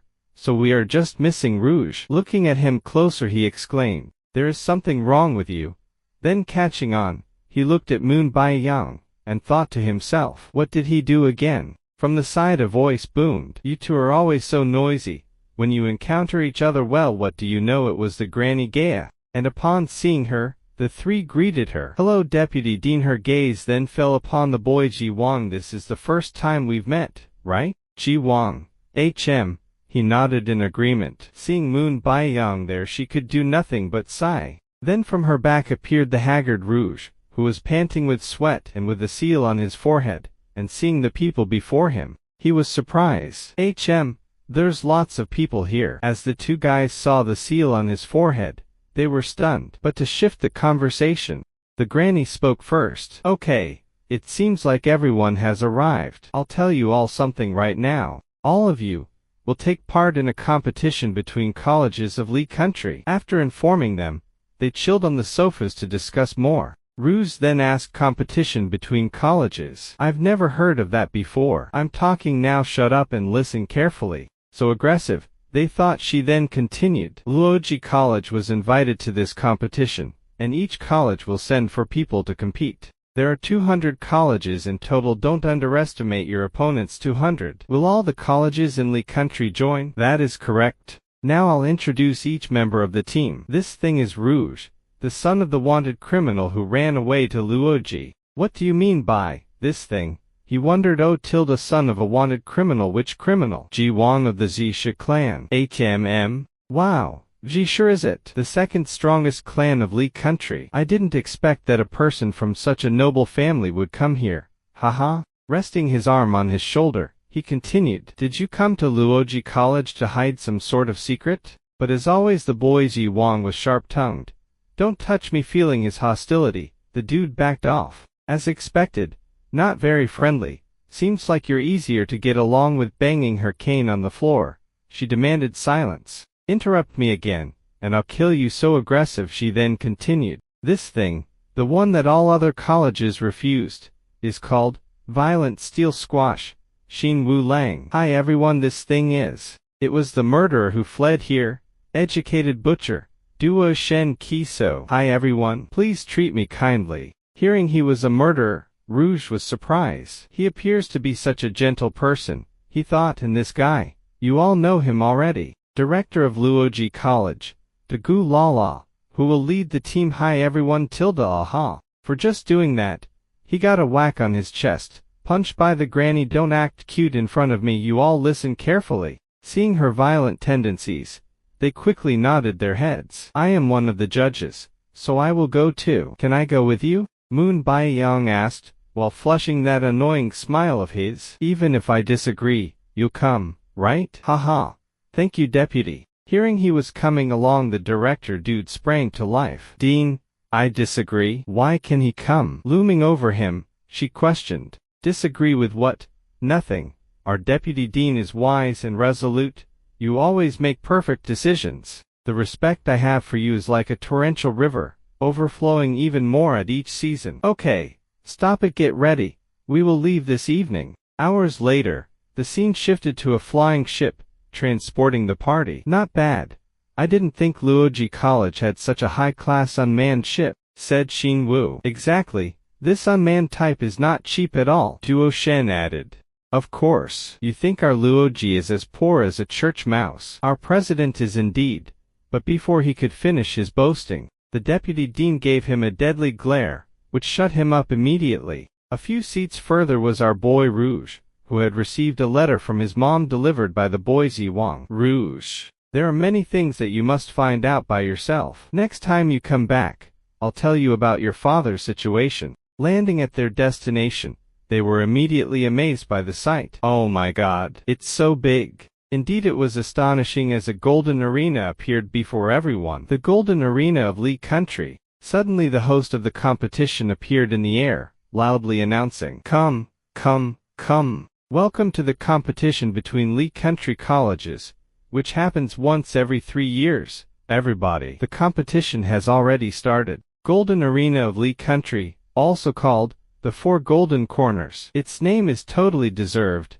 It's so impressive, shouted Xin Wu. As he continued talking, don't lose or I'll be so embarrassed. Haha, so noisy, Shi Wang retorted. Rouge on the other side was just somehow trying to comprehend the amount of people about to participate. 200 colleges, that is, 800 people. Du Shen helped, and as always the boy Ziwang threw some shade. Now you can't even use your brain, huh? Naturally he was enraged at being looked down on, but Xiaobo held him back as always. But stopping their banter, the granny shouted, Shut up all of you, let's go inside. They then coolly walked towards the entrance, everyone wearing mixed emotions, and upon arriving at the gate, they naturally had to take out an invitation letter to enter. Receiving the letter, the guard opened to check the name, and upon seeing it yelled out in surprise, Luoji College. Hearing that, every attention immediately shifted to them, as the crowd murmured, Luoji College. They aren't under the control of any country, are they? Why did they come to the competition of Li Country? I've just seen something in their hands. It seems they were invited. It's surprising that such a despicable college would come. However, with just one glance from the director, they were all immediately silenced by fear. Are there any problems? Asked Granny Gaya. Oh, no. Please come in. Is Luoji's reputation that bad? Rouge asked. It's a mess, replied Moon Baiyang. As they entered, the crowd continued to murmur, It's them. They are here they are. Luoji College. It's Luoji College. As they pierced through the light, they were bathed with the spectacle and grandiose image of the arena. Wow. So many participants, I'm fired up already. Because this is a national level competition, the audience is quite large. This kind of competition is the time for many clans and influencers to choose talented competitors, which is a great opportunity for them, but also for war heroes anyway. With war heroes from Luoji like us, there's no chance, said Moon Baiyang. Don't interrupt me, the granny then also added. From now on, it all depends on you two. I'll go directly to the court place. It's gonna start soon. Don't dirty Luoji's reputation. She then departed, leaving a knowing glance at our boy Rouge. All right, let's go find our seats. But trouble came sooner than expected as a voice from the back resounded. Ziwang, long time no see. The voice belonged to a guy wearing a crown with other strong-looking people beside him. He is the first of the 3 big clans, Shanggongshu. Shanggong Lua, replied little Xiaobo, the first of the big 3. Rouge wondered, then glanced at the boy Ziwang. Oh, it's surprising that I can meet members of Zhenhong College as soon as I arrive, remarked the director. Seeing the commotion, the crowd became restless. It's Zen Hong, the most reputable college in Li Country. They specialize in educating VIPs for the government of Li Country. That guy is Shanggong Hua Lua of Shanggong Show. He came here as well. It seems that for the moment the winner is clear. From their group a man with long hair stepped forward. Luoji College. So the rumor of their invitation was real.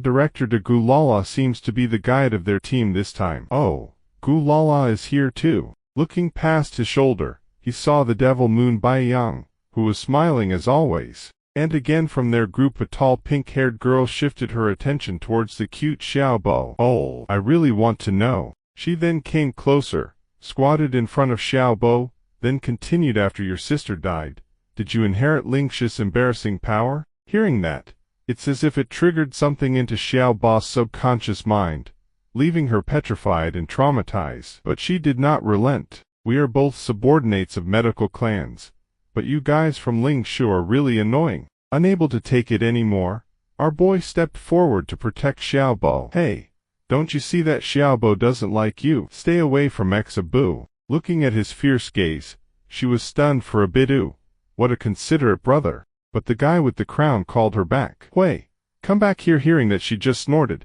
and did so. Humph. Hearing her name, the cat-like dude laughed. Your name is Real Man. Ha ha. I don't think you look like a man.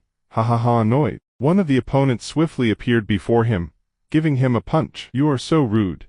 Angered by the sucker punch, he staggered back a bit and cursed. You will pay for this. But before he could retaliate, a figure from behind also darted forward, hitting the guy on the gut, making him fly back from the impact. Bang. Taking on the punch like it was nothing, he propped himself and charged again, and upon seeing this, his other teammates joined in to help, and of course, the main character's group was no slouch either, as they also charged forward. Ji Wang, let me see, you've gotten stronger, haven't you? Said the crowned guy, and with that it seemed it was all about to go down. Witnessing the commotion, the crowd went wild. Are they fighting? But before anything it cuts to the fight scene, as the boy Ji Wang was now matched up with the crowned guy. Ji Wang, your speed is disappointing, he says, then attacked with an energy beam from his chest, piercing through Ji Wang's body. But as you know, the boy Ji Wang was almost impervious to physical attacks, as, instead of his body being harmed, it was his mirror techniques. It's fake. Hey. But the scene then changes to our boy Rouge, and the yellow-clothed guy who seemed to have lapped in the air to attack. But the boy Rouge was ready for him,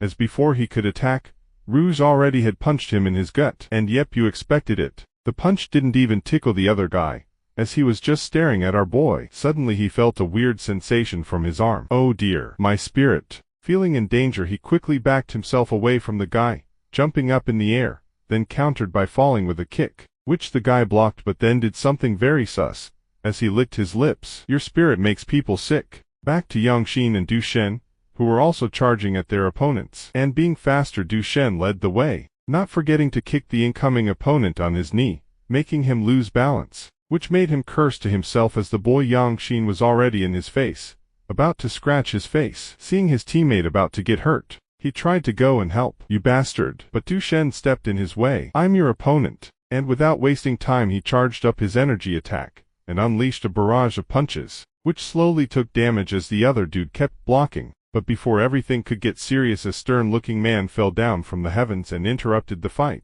Again, at the previous pair who fought, a powerful dude also interfered. The blonde man then burst into laughter. Ha ha. Our Li Feng College doesn't allow chaos before the match. Li Feng College, the second college in Li Country. The crowd wondered. I'm the leader of Li Feng College, Ba Fang Yi Jie. Hello everyone. Ha ha ha. Yi Jie still looks haughty. Huh? Oh, Zen Nan Zi. It's so embarrassing.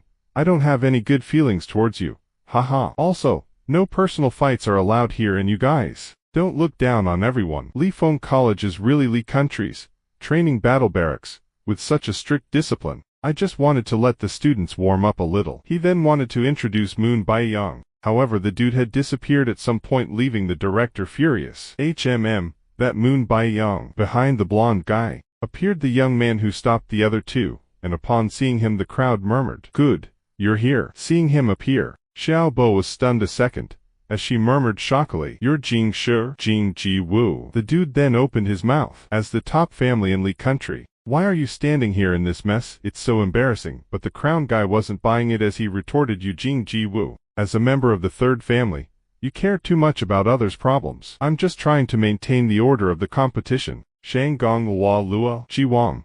I heard that you're in Luoji College, so you still went along with the trash. But the boy Ji Wang didn't say much, as he just replied that it was none of his business. He shoots himself in the foot. Alright, let's go. The game is about to start, said the blonde instructor, and with that, their group up and left, with the guy leaving a departing message. We'll meet again in the arena. Such a funny man. Our students are a little hot-tempered, so sorry about that. The other school instructor said, bowing slightly. Goodbye, you guys from Luoji. I hope we meet again in the arena. As the crowded guy walked past Ji Wang, he told him not to disappoint, calling him a loser. And so, one by one, they all departed, leaving unresolved tension. Still confused, as soon as they left, Rouge wondered. Zia Buther. Two of them were from Zhenhuang College and Li Feng College, the first and second college in Li Country, the three biggest families in Li Country, the Shanggong, the Ji, and then Yujing. Shanggong Lua Lua and Yujing Ji are also the second children of the family, also the enemy of the Ji family. Hearing that, Rouge could not help but think to himself, Ji Wang. He suffered from many hardships when he was young. Still annoyed, Yang Xin burst into a fit. Don't let me meet them in the arena, or I'll kill them all. Yes. But the sudden announcement made them all halt. The lottery of the tournament's first round is about to begin. We invite all the colleges to gather on the field, ready to prove their skills, the director instructed. All right. Stop acting like this. It has officially started, young brats. The announcement then echoed. I request your attention, participants. The first round of the Li Country's competition has officially begun. My blood is boiling, but for that he got whacked on his head. Shut the hell up, loser. But the official host with a red suit and hat grabbed his microphone and began proceedings. Everybody, welcome to the Li Country's competition. I'm the host, Mr. Gui. PFFT. Ha ha ha ha. How is it? My name is hilarious, isn't it? But the guy's joke was as dry as his face, clearly needing some nourishment. What an idiot, retorted the director, making Yang Xin burst into laughter. PFFT. Ha ha ha ha, Mr. Gui, ha ha ha ha, and for that got another whack. Why are you always laughing at other people's names? Cough cough. So, please listen carefully to the rules of the first round. Suddenly the stage began clicking and clanking as something metallic protruded from the stage, shocking everyone. Everybody, as you can see, this is the name of every participant in the round. Your victories and defeats will also be displayed on this 20x40 board. The first round is a 1v1 competition. 1v1s. Sounds interesting. The host then continued. Opposing pairs will be randomly selected by the system. Because there are 800 participants, the system will order you from 1 to 400. To participants with the same number will confront each other. The system has also been set up so that people from the same college won't face each other, so please rest assured. What? Yang Xin shouted in confusion. What's wrong? Did you find something? Asked the director. But it turned out that Ma dude just did not understand what he said, which made the director disappointed. Shay? What did I expect? He then began explaining. Simply put, if you were number 6, then you would fight another number 6. Students from the same college will not be assigned the same number to avoid cheating. But the guy Yang Xin mind was that of a fish, as he lost concentration a long time ago, naturally pissing the director off. And for that he got an uppercut, making him fly to the sky. Why, you ask? Because he did not subscribe, and like so he got a whopping. Duck you. The name of the loser will change from blue to red, the host continued. Next, automatic arrangement, begin, and so the huge screen with a list of names began randomizing, intending to pair up participants, which got everyone looking worried. Finally our boy saw his name. Rog. Luoji College number 30. 30. Who is the other one with number 30? I found it. Liang Taishi Jiao College, number 30. It seems that the first round is quite convenient, with all of those mediocre colleges with no reputation, says the director, then continued. After they get eliminated, the real challenge will begin. But they can't all be weaklings, right? This competition has an age limit, which means they are all newcomers in their colleges, so their fighting level won't be too high. At your age, most are beginners. But there must be some elite newcomers. If I didn't join the college, I wouldn't stand a chance against them. But before he could finish petting himself, the director interrupted. You should ask the old granny, she chose you. And without further ado the host got the story rolling, since he knew you had subscribed. Fighters, you received your numbers. Now please come to the designated place with your number. With that the huge screen displayed their information, and where to fight. 30. I'm in Hall 1. How about you guys? Number 67, Hall 2. Here I come. Number 245. I'm in Hall 5. Damn, it's too far. Number 333, Hall 7, replied Ziwang as he left immediately without wasting time. And following him as always was the cute Xiao Bo, who left them with good wishes. Good luck, you guys. After waving kindly to the little one, Yang Xin spoke next. Let's go. Let's see who'll get out of here first. Last one out is a turtle. I'll also be going. Oh, okay, me too. As they left, the director could not help but remind them, everybody, gather here after your fights. After he glanced at the big screen, the scene shifts to our boy heading towards Hall 1. As he saw his hall number, he was surprised to see how massive it was. But entering the passageway he immediately bumped into someone, in which he apologized instantly. Sorry. But looking up, he saw that he had bumped into a beautiful blonde woman, and before we could see what would happen, scene changes to the state councilor looking over the competition in a private room, and it seemed he was looking over some recent secret intel, especially our boy Rouge. Ha ha ha. Very detailed, even the war spirits are recorded. This is very valuable information. You are still so reliable. Moon Baiyang. Well, what do you know? A snake always slithers around. But I digress, so subscribe to the video. But the scene shifts to the apologizing Rouge. Sorry, I didn't see you. After a long silence, the girl just murmured softly, which stunned our boy as he began getting annoyed. Even so, the girl wondered out loud as she still saw Rouge just standing there. Is there anything else? She asked, but fully annoyed and wanting nothing else but to be there. Our boy just replied, no, then walked past her, and looking at him closer, she became curious. What college do you belong to? Hey, May. Luigus College. Why? But after repeating the name of the college, she immediately spun around and left, leaving our boy all confused. What the hell? However, without further ado, enter the hall, assembly hall number 1. It's this place. Okay, let's go. After a cool while it seemed to be his turn as he was called up. Competitor 30. Please stand up and move to Arena 12. Competitor 30. Please stand up and move to Arena 12. Hearing that he got up and prepared to fight, Competitor 30. Hurry up. Rouge.from.huh.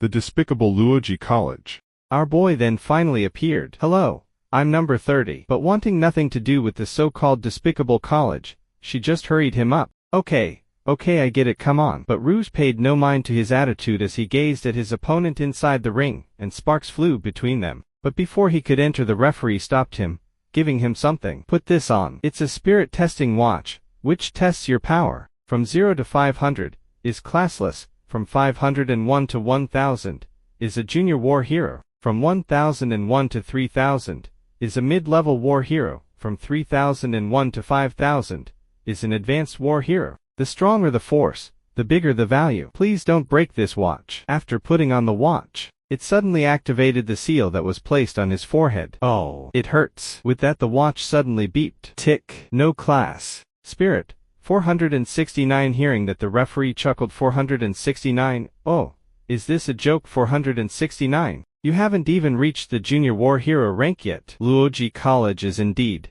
abnormal. Ha ha ha. Rouge wasn't paying attention to his nonsense anyways as he winced in pain. Oh, just now was it the seal from Granny Gaia, and so it was announced. Luoji College, ROG. No class. Spiritual strength 469. Against Shijiao College, junior war hero Liang Tai. Spiritual strength 586. Hearing this, his opponent sneered. 469. And here I thought Luoji College was full of monsters. HHH. The guy then continued smugly. I'm stronger than you by 100 units. You haven't even reached the junior war hero rank yet. Do you know the gap in our abilities? Ha ha ha ha. More than 100 units. It is like a bull fighting a larva. If even a junior war hero, you haven't reached it yet. Raising his hand in the air, the referee shouted, battle. Start. Wasting no time, the rival unleashed his war spirit, launching an attack. It's like a father hitting his son. Weakling, he shouted. Seeing him pulling back a huge force, he stood there shaking. I'm getting sucked towards him, he thought to himself. But the guy then continued to shout. You won't escape my pole. This is the ability of my fighting spirit, absorbing your attack. With that, a huge punch came hauling towards him, and with a serious look, he jumped lightly in the air and caught the guy's punch, pulled him closer and kneed him on the face, making him fly back, but managed to land on his feet and cursed. Damn it. Let's see you counter this. I will end this fight right now, the guy shouted, as he then performed his next attack, the front collapsing fist. Seeing the fist so close to him, he met it with his own, but the other guy threw a second fist, shouting in glee. Negative collapsing fist. With that, he braced himself by squatting down, leading the guy to merge his own fists. What? He sat down to dodge. Trying to farm some aura, the boy Rouge began speaking. That kind of large-scale attack like yours. I have seen it lots of times. Suddenly light began shimmering below him, which shocked him as he knew what was coming, and since he didn't want to subscribe, our boy Rouge gave him a powerful strike to his gut. The linking hit, turning his intestines into mush as red gravy spilled out his mouth. Oh whoa! Which really shocked everyone watching, including the now defeated dude who was murmuring to himself while falling down. You're not only .469 huh? Ma dude then landed with a huge thump. 469. One hit was enough. ROG. Number 30. ROG wins. Shifting to the boys Yuan's fight. Ma dude had ended his opponent with one attack as multiple shards embedded themselves onto his flesh. Give the result, Ji Wang instructed, but seeing the guy laid there defeated, the crowd murmured, hey, it's been less than 1 minute. Look at that poor guy. Is he still alive? He is too strong. He wanted to kill his opponent, or something. Hey, I heard there was a good fight to see. What happened? Ji Wang just won a fight in less than a minute. Damn.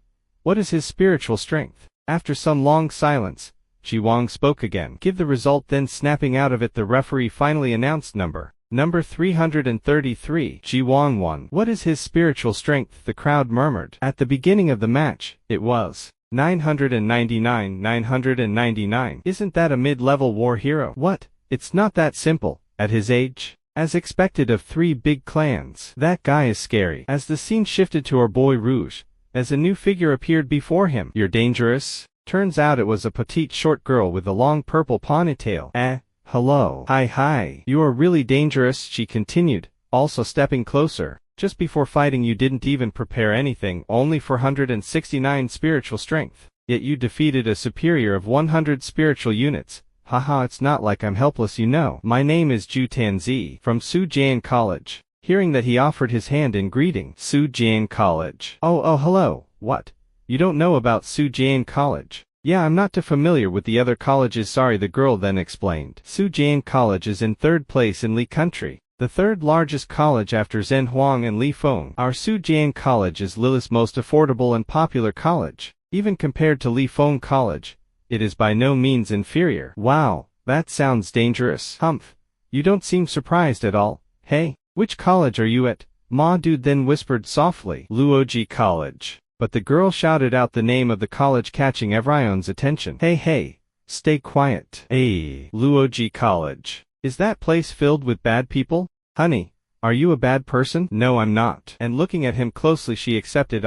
Okay, I will go rest for my next battle now, Mr. Rob. Don't come bother me. So, do you really need to prepare anything? No-BECAUSE, I'm also very strong. After saying all that, she departed as scene then shifted to a minute earlier, at the main stage, where the director was leisurely drinking tea, and looking at the giant screen. He was amazed by the quick update.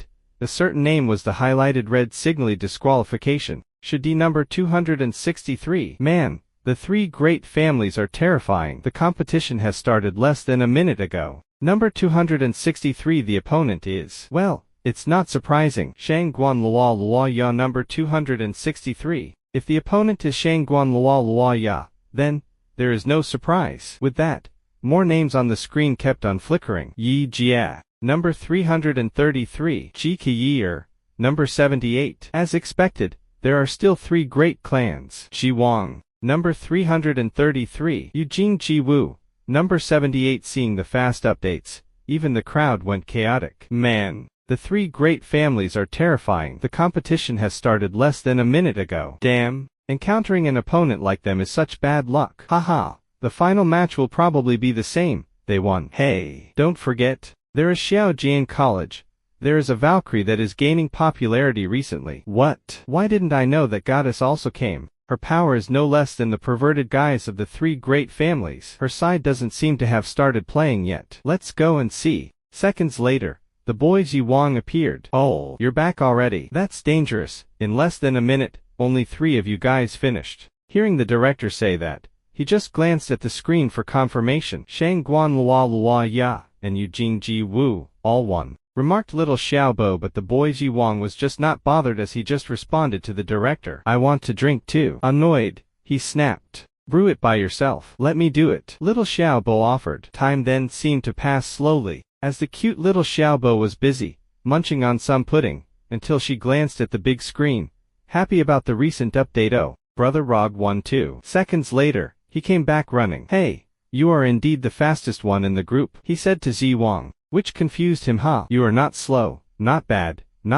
said the director. Brother Rog, have some tea. Ah, thank you. He then spoke to the director. The strength of my opponent wasn't what I expected. Number 102, Assembly Hall number 3. Rog, you can go and see. Number 102. Who is it? Lei Mi Ling Na. 102. Lei Mi Ling Na. Who's that? Lei Mi Ling Na, proclaimed as the strongest new student of Sujian College, also known as Valkyrie. After subscribing, you will know that she is a person that must not be underestimated. And hearing that, Ma Dude was shocked. Sujian College. Huh? Do you know about it? Oh, I just met someone from that college. After handing the teacup and thanking Xiao Bo, he informed everyone of his departure. So I'm going to have a look. See you later. Shifting to the Assembly Hall number 3. The difference in atmosphere was truly despairing, as it was more electric than most arenas, with fanboys chanting and dancing everywhere. Valkyrie, Valkyrie, my goddess. Lei Mi Ling Na fighting. Lei Mi Ling Na fighting. Witnessing the bustling scene, he was amazed. This is too much. But the crowd kept at it. Valkyrie, Valkyrie, Valkyrie. Lei Mi Ling Na, is she so famous? He wondered out loud, catching every fanboy's attention as they were in the middle of a chant. Valkyrie, my goddess. All. But hearing that, their anger knew no bounds as they berated the MC. What did you say? You don't know Valkyrie? It's right. See, you are not eligible to see our Ling Na goddess. It's right. Valkyrie, Ling Na goddess. Seeing who it was, our boy Rouge was surprised. Seeing the fierce beautiful girl. It's her. But this video ends her, so be sure to subscribe for more content. Until next.